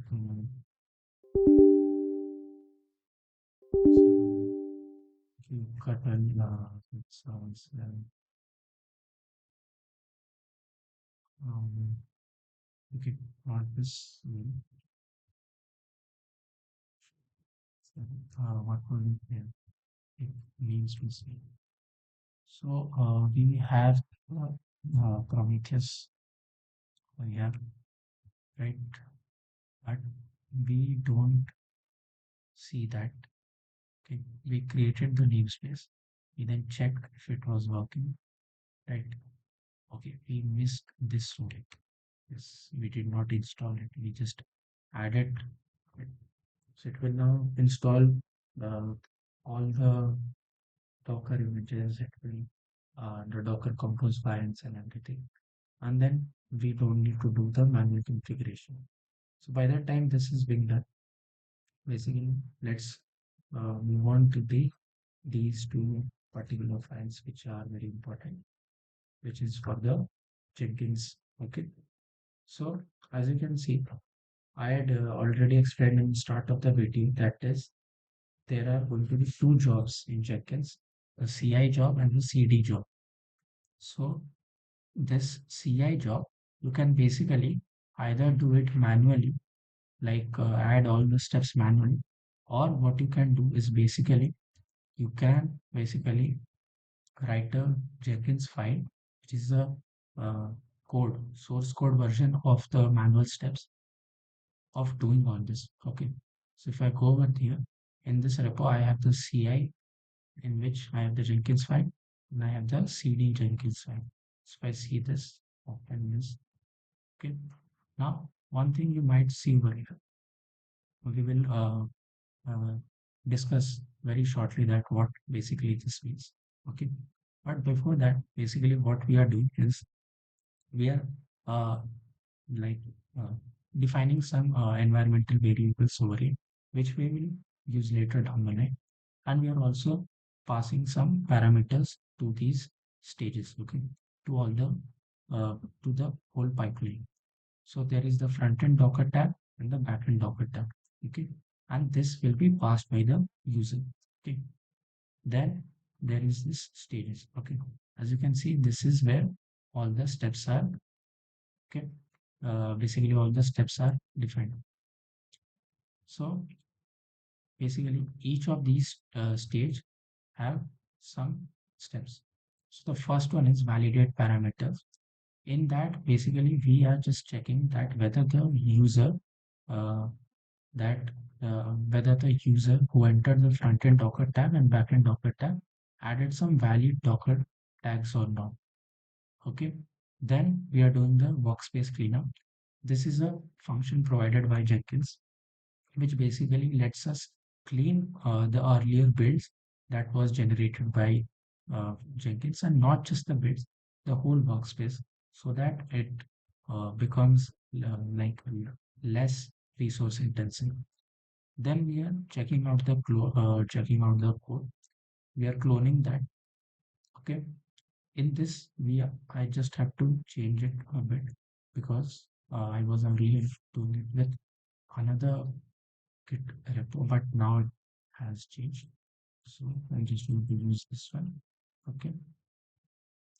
Then we have the Trivy file system scan. Okay. I'm just running this Trivy scan. Okay. Then what I have is this OWASP dependency check. So I'm running this. Okay. This is uh, not this is a no-brainer because this is available in Google. So just search it and you get this. Then I'm doing SonarQube code analysis. Okay, this part is also kind of like this one only. Then the code quality gates. Then we are exporting the environmental variables. Okay, this is the thing for which we did the AWS configure for the Jenkins user. Then for the front end env setup. Then we are building the Docker image. Now how we are building? We are just uh, running the shell command, previous shell command, and the tag that we are using is the tag provided by the user as the parameter in the very start. Okay. Then we do the same for the Docker build for the front end also. Then we are pushing to Docker. Okay. For that, we had already basically entered our credentials. Okay. So that is what it is doing. And it is just pushing the backend in the front end. Okay. That's it. Okay. Then basically what is this post meaning is that after all of the steps are done, basically if we get success, basically I archive the artifacts, these files. Okay. This is not important actually. But what we are doing is what we are saying to Jenkins is that you have another build job whose name is Vanderless CD and which has these parameters front-end Docker tab, back-end Docker tab, and just run that job. Okay, just build that job. Okay, which is this one. Okay, so let's have a look at that one also. So we just saw that these are passed as parameters. So that is on defined it over here. We are also cleaning up the workspace. Then we are cloning it. Okay. So I need to change it here also. Okay. Then we are verifying the image Docker image tags. Then we are updating the Kubernetes manifest. We are going to this particular directory and we are basically updating the Docker image tags over here like this. Then we are basically, after doing this, we are pushing this updated code to GitHub. And for that, we have our GitHub thread that we had already created. Okay. Then after all this, if there is success, run this. Okay. Basically, this is for sending the email. Okay. And if there is failure, then run this. Okay. In this, basically, we have this subject.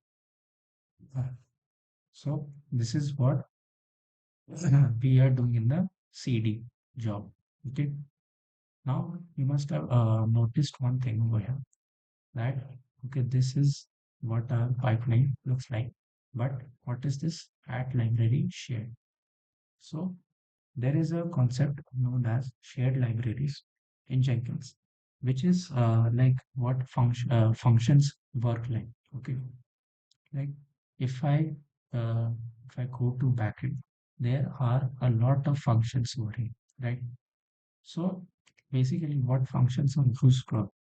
Basically, if there is something that you need to repeat for, let's say, 5 times or 10 times or 50 times, so you basically create that into a function in which you can basically pass custom parameters every time so that the actual code does not change.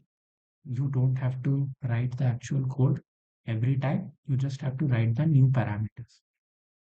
So that is the same way shared libraries work in Jenkins. Okay, we have these Jenkins shared library over here, right?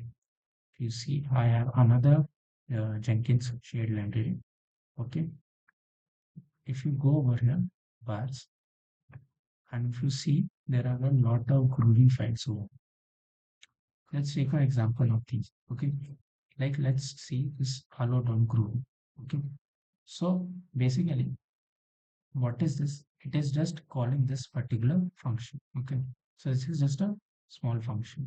Now let's try to see some better examples. So if you see over here, we have used the Groovy script over here from this shared library. If you go to this clone.groovy, what it is doing, it is just having two parameters, which is the URL and the branch. And it is just basically it is just using git to clone it. Okay, and over here if you see, this is the URL that we are passing, this is the basically the branch that we are passing, and this is exactly how you call a function also, right? So this is how you use a shared library. If you see over here, this Trivy scan, it does not have any sort of any parameters, right? So if you go over here, as you can see, Trivy scan does not, we are not passing anything, we are just running. So what this helps us to do is basically, you see this clone thing, yeah, we were using this over here also and over here also. So why not just instead of doing it like writing the same thing twice, we just bundled it into a single function and then we are using twice. So that is what shared libraries are used for. Okay. So in order to use this shared library, what you need to do is go to manage Jenkins.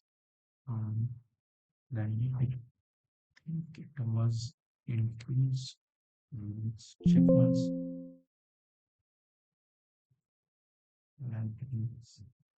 Yes, it was this global trusted pipeline. Okay, in system. So go to system, then search for global trusted pipeline, then add. Okay, then what is the name? So whatever name you type over here, you have to type this over here also. So we have used shared name, so we will use this. Okay, leave this. Okay, allow around. Okay, just leave all this. Then use this modern SCM. Okay. Then what you need to do is just provide the repository URL of this. Okay, of where your shared libraries are stored. Okay. No credentials are required, right? Yeah, nothing else to do. Then just save. Okay. Now our shared libraries can be accessed by any of the basically any Jenkins pipeline that we are writing. Okay. So now I hope that this CI pipeline and this CD pipeline or both of these are very much clean to you. Okay. So now we are going to do it. Now we are going to actually uh, build the pipeline model. So what to do is click on this new item and I'm just going to call this value CI. Select it as a pipeline and click OK. Okay. Just write some in the description. This is the CI pipeline. Okay. Okay. So now you see this, there are a lot of uh, options available. This discard old builds. Basically, what it means is that what uh, like whatever build artifacts that you are creating, do you want to basically delete them on your machine? So it is a good idea to delete because otherwise it will over a long period of time it will basically cause a lot of resource crunch. Okay, so what is going to be the log rotation? Okay, sorry. So what is going to be the log rotation? The days to keep the bills. Okay, like if I set it as let's say 3 days. So after every year, like if a build is generated on let's say today is 13th of January. So by 16th of January, that build will be deleted. Okay. Then there's the maximum number of builds. Okay. Let's keep it as 10, let's say. So if we have, let's say, 10 builds and we are running another build, so what will happen is that the last build, okay, the first build that we had uh, created, that will get deleted and then a new build will be generated. Okay. Another one, concurrent builds is basically you will not allow the builds to occur concurrently. Okay. Simple as that. You don't need to do all of this. Basically, what you can do is what like basically either you can use SCM for this, SCM for this, which is basically source code management. For that, basically, instead of providing this script, okay, you are just going to basically provide the GitHub URL of this particular uh, repo and then where is this script located. That's it. Because that way what will happen is that these are declarative updates. How it is declarative updates is basically the updates that you see over here. Okay, any updates that is made by any developer in your team. Okay, what will happen is basically um, it will have a record in the GitHub commits. Okay, you will have some kind of record in the GitHub commits. Otherwise, if you are doing these steps manually, you will not see the versions. Okay, like what was the pipeline looking like before the error occurred. So that is why we are using this script. Okay, but we are not going to use SCM right now. We are just going to copy it and paste it right here. But basically, what you can do is instead of using this as a pipeline script when you use pipeline script from SCU. So I'm going to leave this as an extra assignment for you. You can think of that way. Basically, just explore this, that how you can do this. Okay. First of all, just try to get this working, and then you can try this one. Okay. Then we have nothing else. Just save. Okay. Then we are saving it. Then we lost all that. This it happens sometimes with Jenkins. This is the CD pipeline. 3 days. Let's just keep it 3 days. This is 7 days. Yeah. 10 days. Nothing else. Okay. Save. Okay. So it is saved now. Now what you will do, if like you can see there are a lot of options here. You click on build now. It field. Okay. Now why it field is basically it field loading the libraries. Okay. As you can see over here, startup field, no version specified for libraries shape. Okay, so we need to basically uh, specify the versions of the library over there. Okay,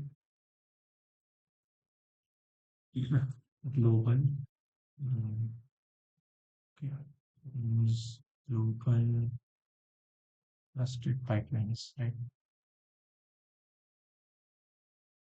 So we have this. Okay, um, let's just keep it as some version like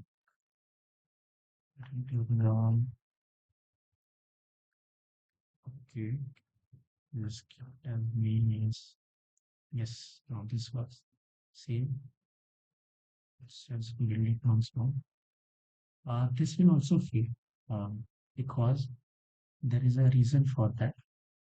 If you just go to the console output this type, is that it was not able to get these image tags. Okay, if you see over here, first of all, basically code checkout was done.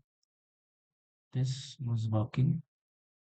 Okay, 1 second fetch, checking model revision, then commit message in it, first time build, and then running. Okay, but then what happened? We know to name Sona found. Okay, let's check it once. Let's move on here. Let's go down. Use. Okay. Um, I think we had spelling to here. Name is um,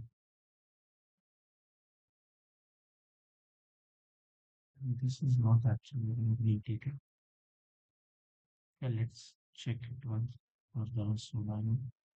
So if you see over here for Sonar, what we did is we went to uh, the system, right? We added in SonarQube installations, and that's it. Um, SonarQube installations and SonarQube scanners. Okay, we had not done that, right? SonarQube scanner installations. Just reload it once. This one, then click on Sonar and select what whichever is the latest one. Then select up save.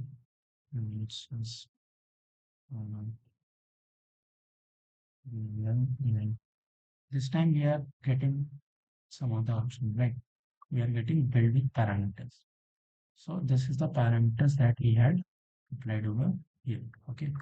So this is why I was saying that I did not knew about that sonar error, but I was saying that this it will fail because it was not asking for the parameters that time.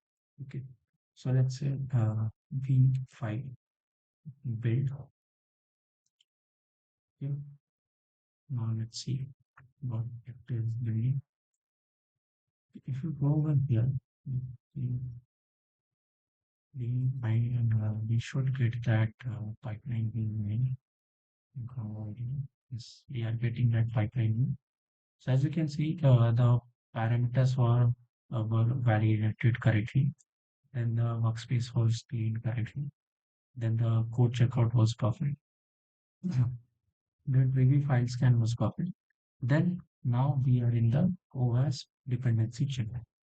Now you must be remembering that inside this brick uh, over here, we had selected this install automatically, install from github.com, right? So what this meant is basically we were like allowing it to install some files required for OS from github.com. Okay, so we basically allowed that and we selected this. So it will basically take a few minutes and then it will basically uh, run because for the first time when you run this OS dependency check, it will download all these files from GitHub. But from the next time onwards, you will not require this. It will be much more faster because all of those files will be installed for the second time. Okay. So we are going to leave that for now. And as you can see, um, right now the Prometheus that we were trying to set up, that is done. So let's continue with those steps by the time this is done. Okay. Just go down. Um, going on here, we have done all this. Okay. If we go now, you can see that this Grafana is running and Prometheus is also running. Okay. Now, what we are doing is basically we are just like that. If you see right now, all of them are cluster IDs, right? So we are basically changing that. Okay. So how to do that? Basically go up the very end and then go here and the thing is basically this file that we are editing. This is through Vim. Okay. So just like reach this point and type I. You will be able to see this insert mode. Then just clear this out. Just a second. This this I and then just clear this out. Then type node 4 and then just click. Then just type escape and then type the colon and then type WQ, which means write and then quit, and then just it will be edited. Right now, if I get the service once more, you will see that now Prometheus is running on node port. Okay, and it is running on 5C31098. Okay, we will open that once the Grafana one is also set up. Okay, so we are just going to edit that one also, just like previous how we did it. Okay, just reach till here. Okay, then type I, then clear this using backspace and type node 4, then escape, then colon, blue. Okay, that is also done now. If I get the services once more, as you can see, this is running on node port and this one is also running on node port. Yeah. So let's just add them to the security groups. So, okay. So this one.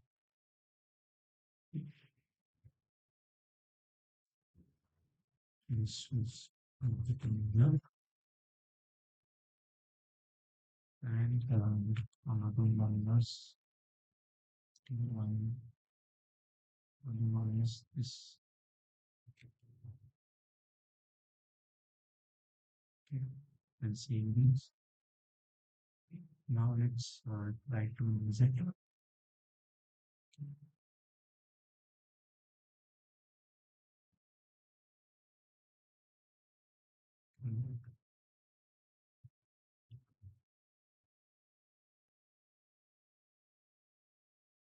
Let's try to make the of now. That will not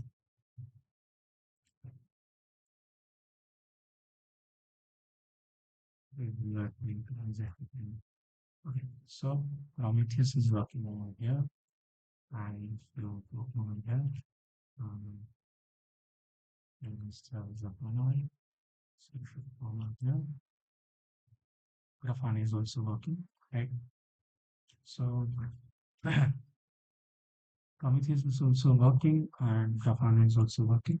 Okay, to the username is admin and the password is once again just like we are doing in ArgoCD, we will do it over here also.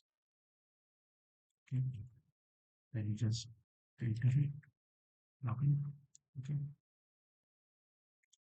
okay. Now we can basically get all of these monitoring stuff. Okay, so Prometheus and Grafana, both the monitoring systems are done. Right? Let's just check the okay. So there is this problem over here. Okay. Let's just see that why this was aborted. So if we move here, and as you can see, if we see that this was working perfectly, but let's see this screen. So yeah, okay. So as you can see, this is downloading artifact and DB vulnerability DB and all. So this is what it was doing. Right? This was done by Trivy for each of the files. And this was the report it generated from the files, right? Like, and this is what OWASP was downloading, like dependency check, right? This is yeah, that is why it was taking some time. Okay, for the first time. If we okay, this is working fine. Is there any code related issues? Error when running Node is Node.js running DD analysis. Okay. Um, I think this there is a problem with Node over here. So I think we need to download Node over here. Let's just download it.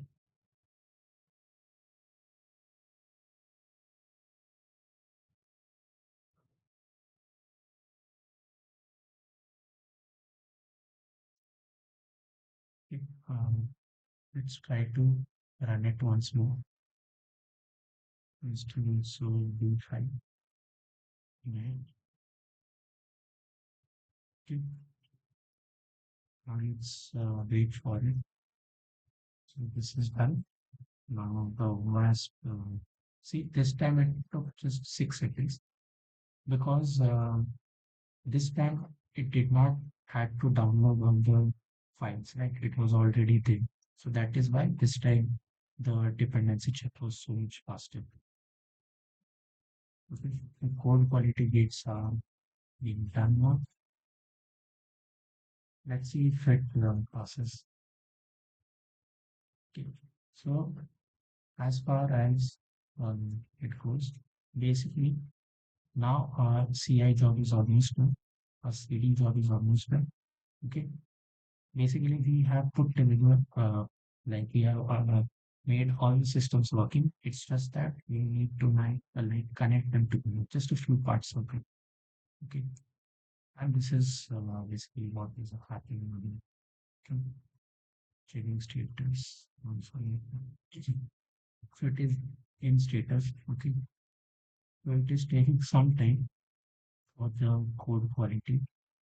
So let's see if it works. If it gets passed by SonarQube. If I go over here, there is one condition which is making it fail. So that is the issue with that actually. That SonarQube is actually um, causing it to fail because there is some. If you go over here, if this time if you see there is not the downloading logs, right? You see over here, um, there is no longer the node version entry because we solved that. So execution success. So our key is running. Okay, cancel wasted steps due to timeout.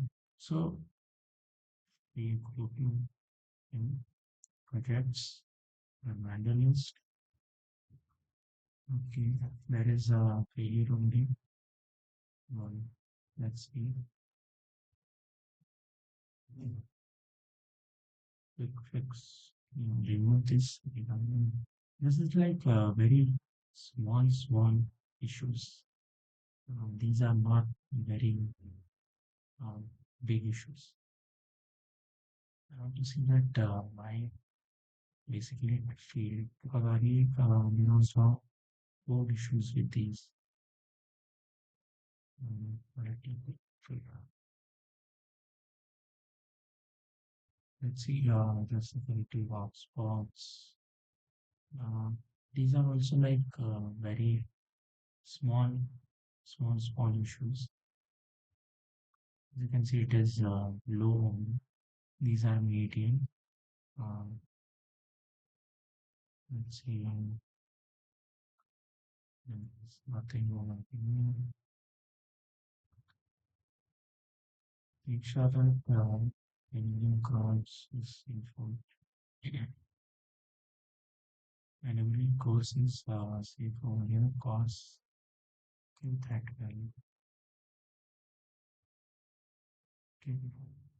And the quality gates is see that there is no problem with these. Okay.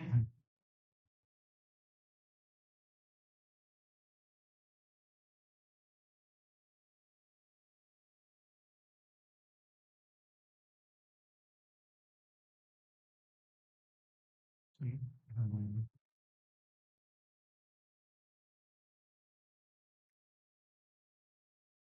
these are small issues actually, but I think we might need to solve them in order to get the quality gates running. Okay, so I might have to spend some time solving them because these are very small issues actually. Okay, but let's leave this as it is. Let's try to build the CD part actually.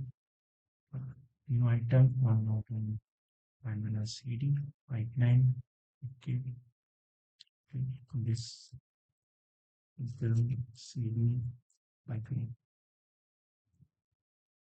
Okay. Discard old bins, and select that's very 10.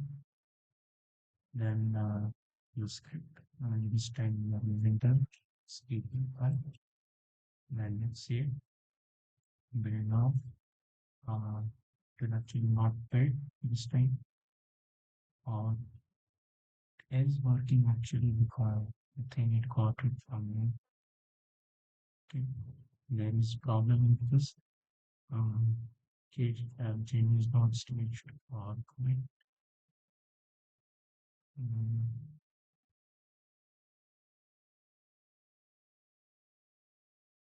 okay. There is still a problem with that. To dictate that because if we go over it and push, we are still pushing it again. So that is the problem. We go to the it is pretty left. Let's copy that. Let's see if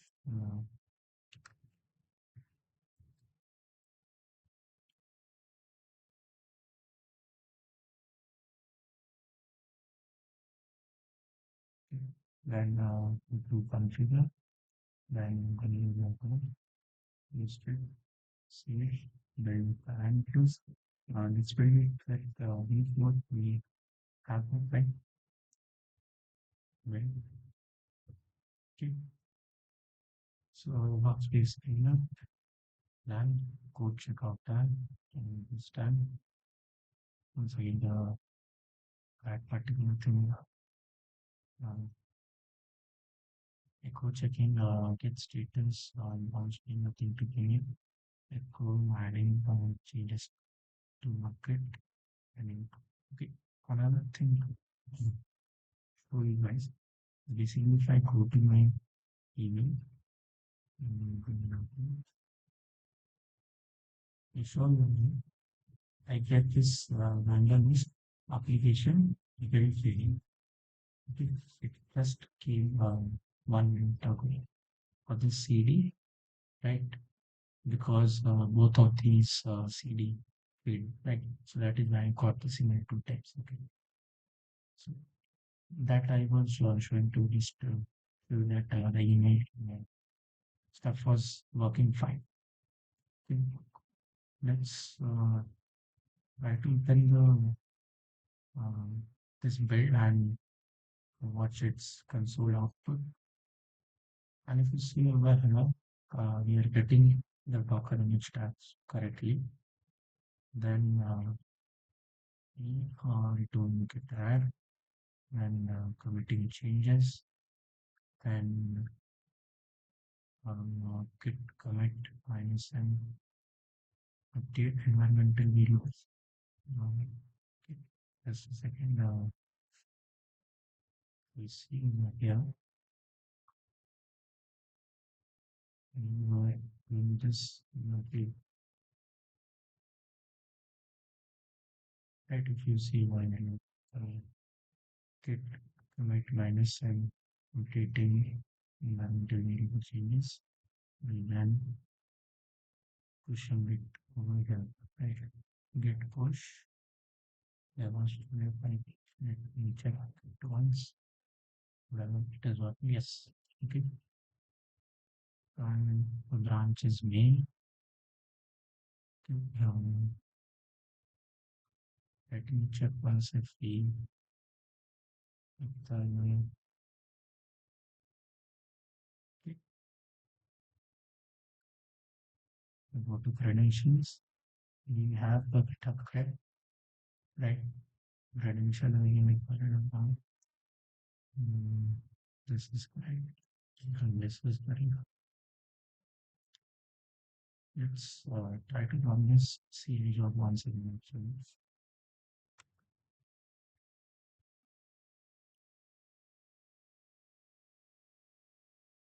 So as well, we run fast this time. As you can see, it is running. Okay, it's done. Okay, then this is almost done. This part is actually running. It means once.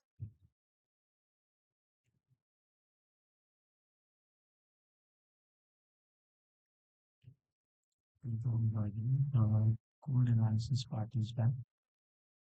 Okay, there is timeout, right? For 1 minute. It just times out from another, right? Okay. Not right now. I'm just commenting it. Now it's configuring. Um, I just remove this for one time. Try to fill it. Just cancel.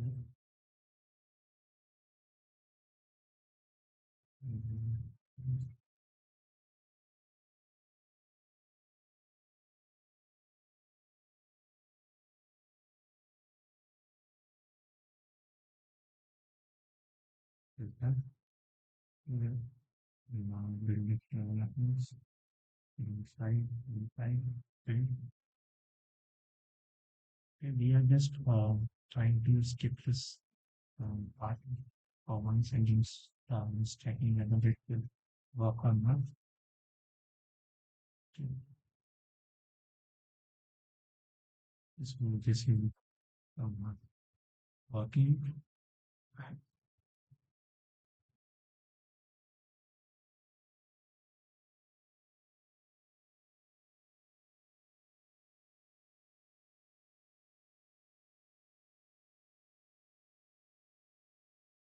So it basically failed in more Docker build card. Then basically permission denied while trying to connect to the team socket. Okay. So if once again the relationship check the machine and basically let you really look at this. It is running over here.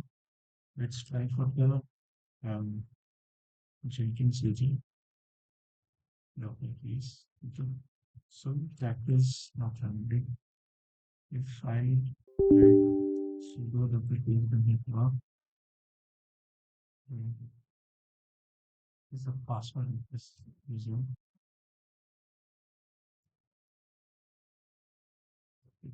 So it needs Docker from that.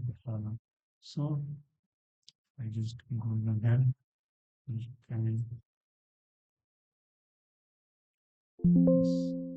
just run this command.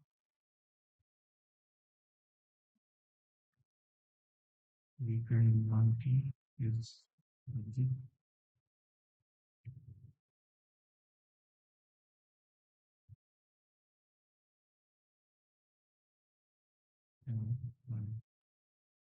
once again go into that particular user.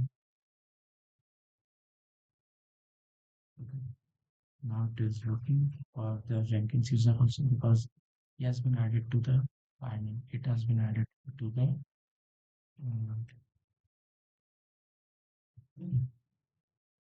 the Docker group. Okay.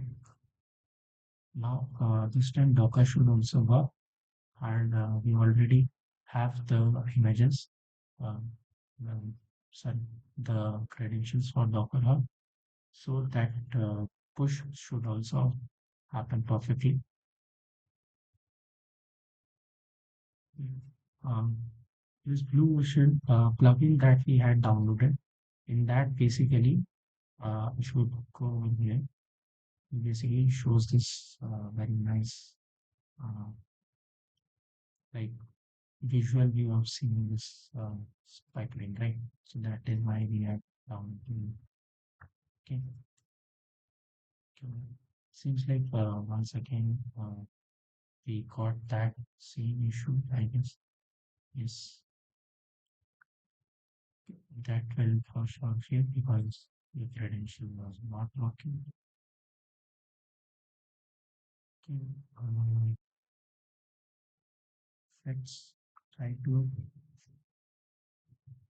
run it again. So we have um,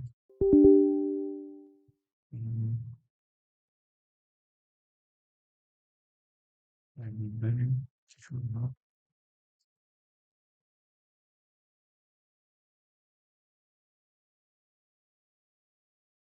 make a permission denied.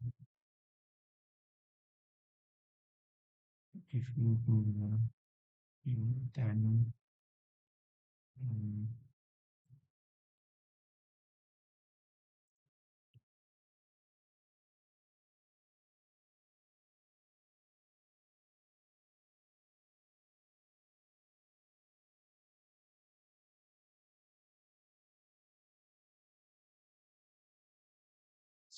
try this out to you.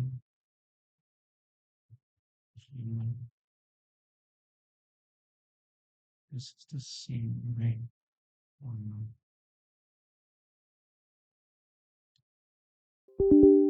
so as time is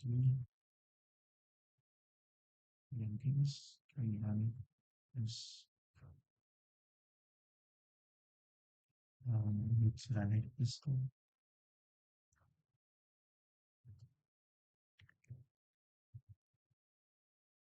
So that is done. Let's try it once again. This one.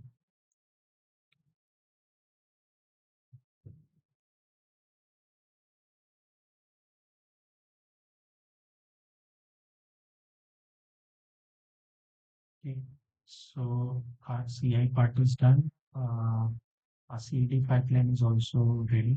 It just seems like that the Docker part has become a blocker for it, and it seems like if we go to that particular user of Jenkins, the Docker is actually not ready.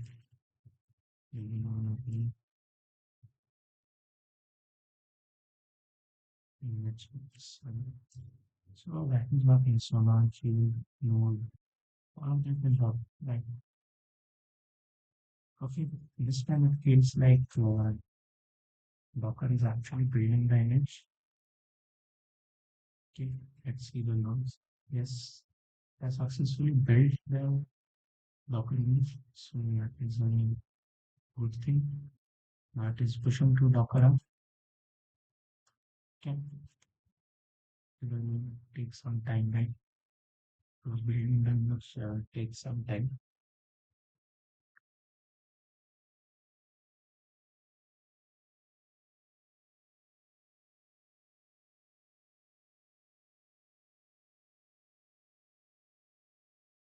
Okay, let's check the CD part once that um, um, actually it will automatically be triggered after the CI time.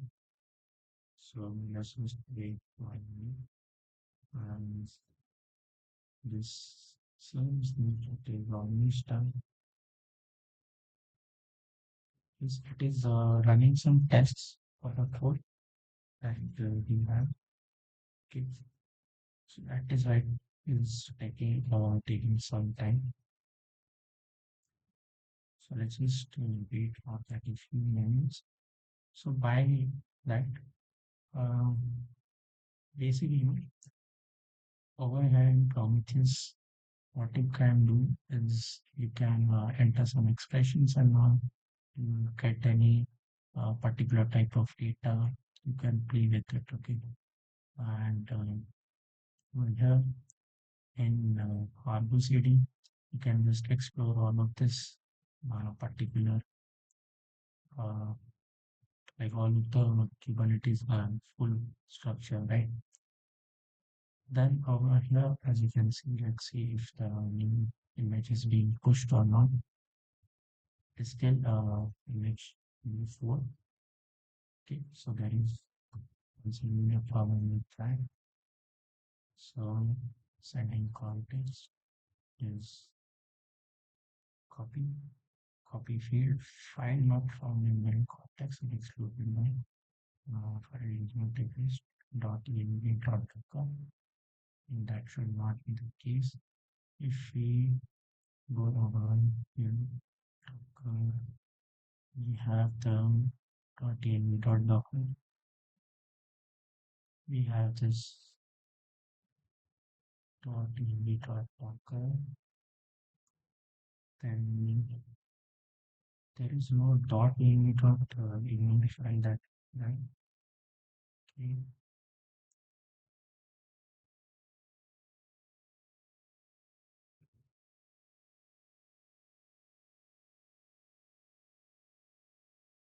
Um, I'll look into it once and we'll come back with it. So problem with that is uh, basically the same pipeline was running because this .env.docker actually exists over here only, right? And we're just copying it to that Docker container um, to precisely the image, right? And then basically building that image, right? But it is not able to find this particular image, find this particular file. And that is kind of, um, let us try to build it locally once, local, then st, and you know, like the one name of the that is this. Let's just keep it any name and then just backend, and then once we find out, we see it once. Okay, it is backend, and then inside backend, if we have our yeah, click. So this should be the system cannot find. Okay, let's try it once again. Slash backend slash local file.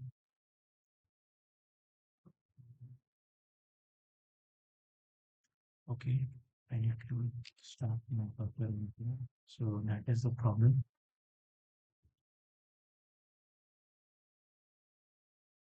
So the Docker engine was not started.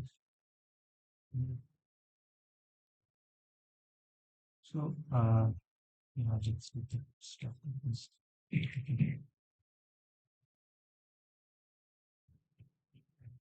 Okay, now it is working. Here, as you can see, it is building the image. So it is running this first tab. So it will be working very quickly. And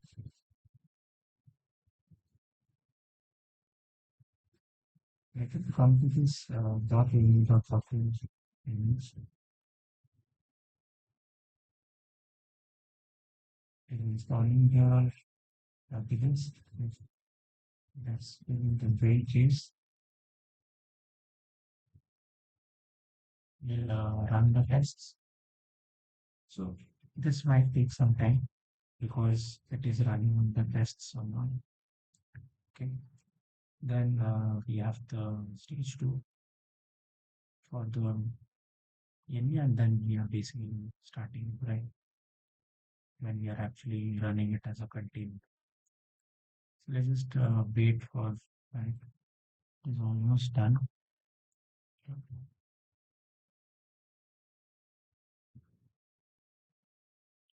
Okay. Let's try this in the meantime. And that will get reward in the meantime because that is okay. That is done. Stage 1 is done. Okay. So that is done. Okay. Let me see. So let me see. This is it. Okay. Local run. Actually, it hard. Do go again. This is the local. Actually, this is this.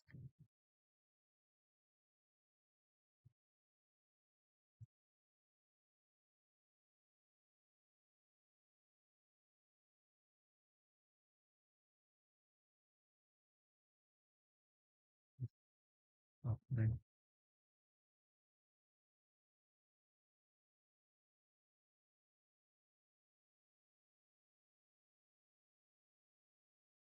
Yeah,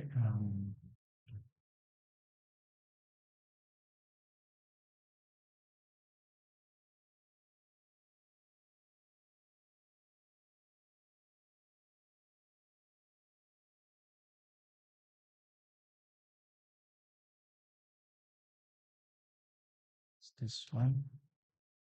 Let's try to remove it.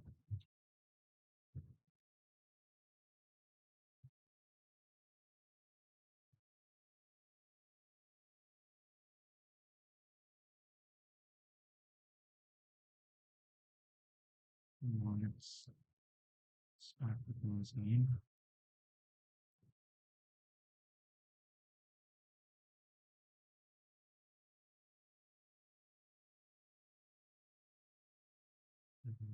Nothing will be detailed.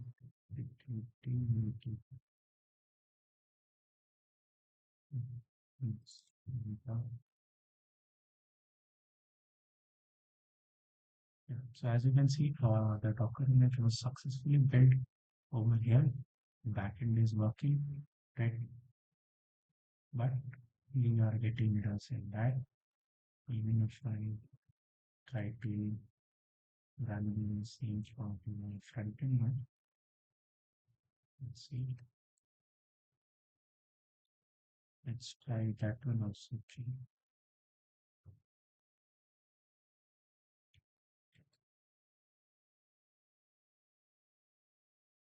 Okay, I'm going to skip this part. So I will look into this, that why this particular Docker file is not working over here.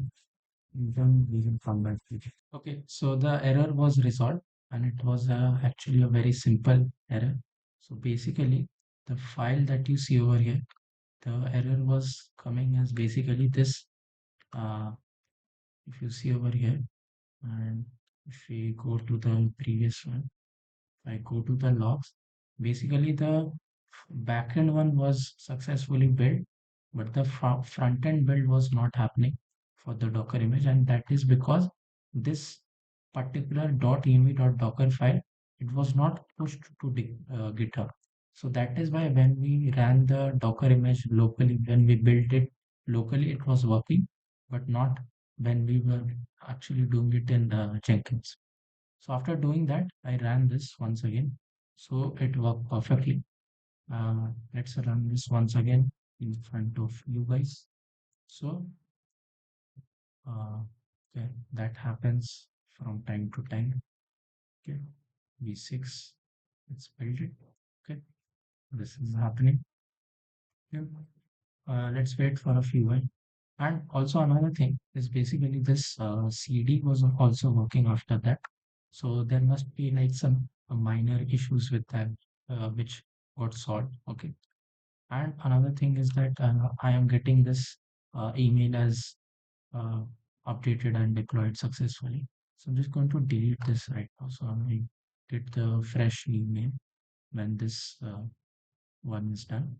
Okay. So I go over here. Yeah. Okay. If you guys want to see the blue ocean, just click on this. You go to this. Okay. This is like a much cleaner and minimal and better view as compared to the classic view of Jenkins. Okay. So now it is building CD, right? It is this CI part is done. So if we now go to CD, and that is also done actually. So if you see, we just got the email right now 224 a.m.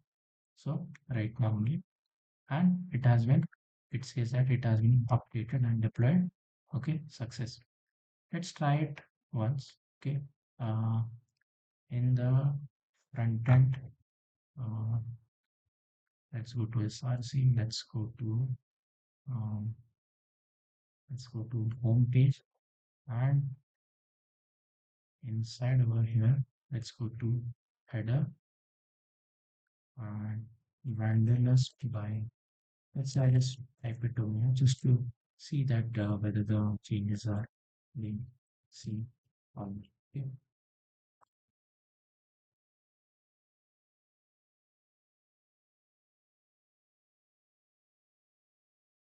Okay, git push. Okay, this one email.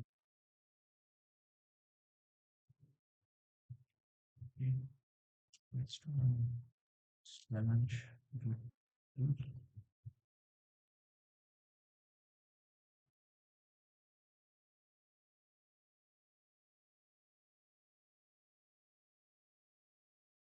Okay, this is and um, let me try to do that once again. Where is the file? Uh, home. header actually. Okay, that is done.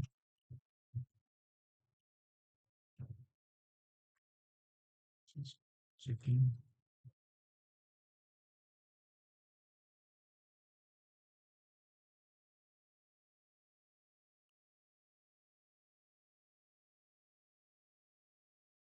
Okay, if I go over here, see. Okay, the issue with that why we were getting that version was behind, the local version was behind, is that if you see over here, Jenkins agent was making this commit. Now, if you see this updated environment variables, you see over here in the CD, if you go over here, if you go down just a bit, over here, this is what we commit, right? So this is what this is. We are basically committing the latest image tag. Okay, that is why it was happening. Okay, now it is done. Okay, now let's try to build it once again. If we go over here, um, go to CI once again and build. Let's say I think we already have V6.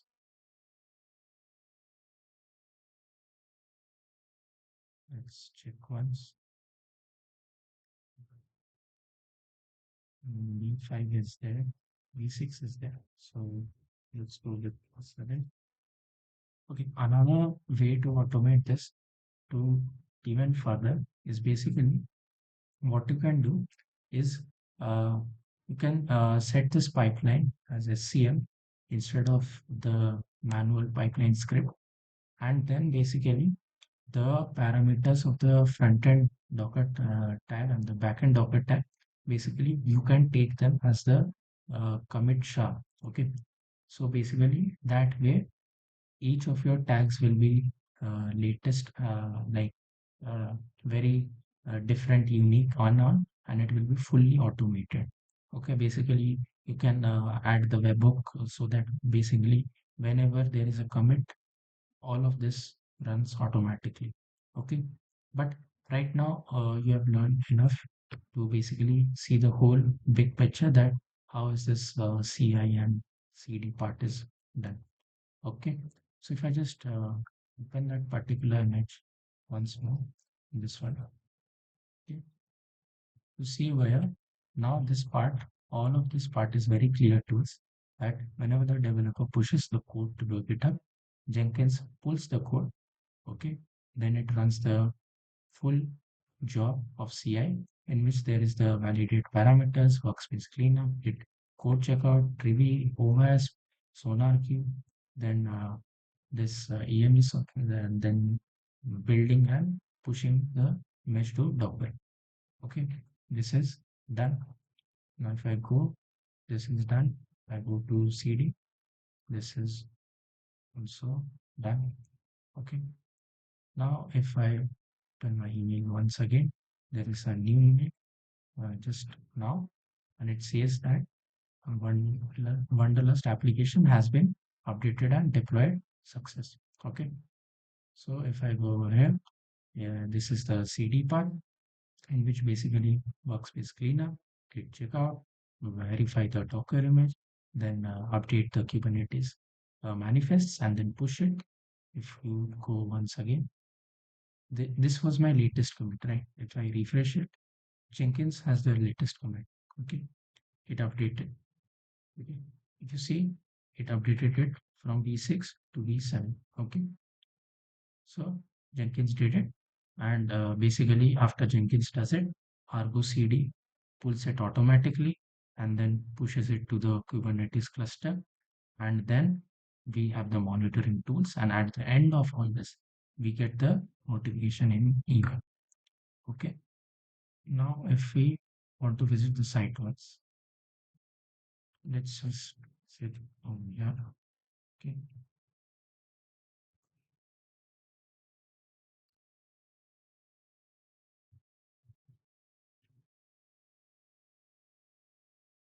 Okay. Now, if you see, this change has been reflected over here also. Okay.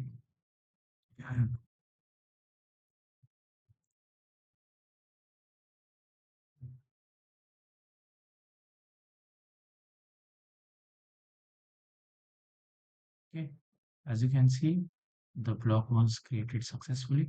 As you can see, if we click here, this is working. Let me try creating another block. Browse block. Okay,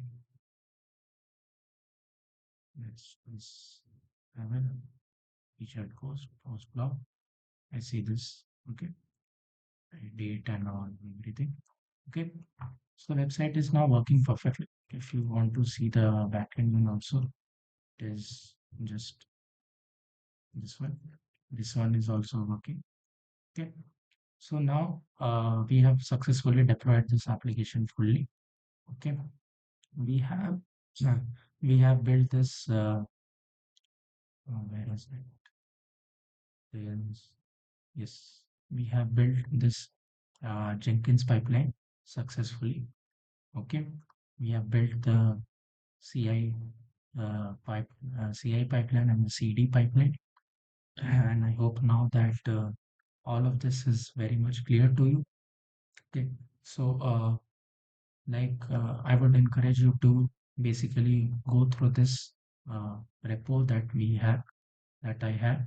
So just go through it and try to implement this fully from scratch on your own, and then uh, basically in order to like make this better, what you can do, like now what we are doing is I'm visiting in this URL, which is basically the public IPv4 address of one of the nodes, but I can run on this one also, right? But if I just go over here and if I just go over here and just a second, if I replace it, this will also work fine, right? Now your task is to basically attach your load balancing tools so that basically instead of having two different URLs, okay, you use a load balancer to basically route these requests, okay, according to resource crunches and all that stuff, right? So in order to do that, it is really simple. Is that you just need to add a ingress controller to your EKS cluster, and that will act as a load balancer, and you just need to uh, have that particular IP address, and it will just act as a load balancer, right? And what you can do is that basically after that you can buy a very cheap domain for yourself, and then just connect the DNS with that. Okay, connect the DNS for the front end also, the back end also. Okay, that way the project will be more complete, right? And another thing which I have also mentioned, that in the CI part, whenever I run, I need to enter these parameters for the uh, Docker images, right? So what you need to do is basically instead of me writing, instead of the engineer every time writing this manually, you just take this particular from this commit sha. So every commit has this particular number, right? You see, uh, this is it. Okay. So this is the sha of that particular commit. Okay, SH8. Okay. So that should be just passed as the uh, basically the tag for this. Okay, and that should be triggered whenever there is a push to this particular repo. Okay, and how can you do it? Basically, let me switch to classic view.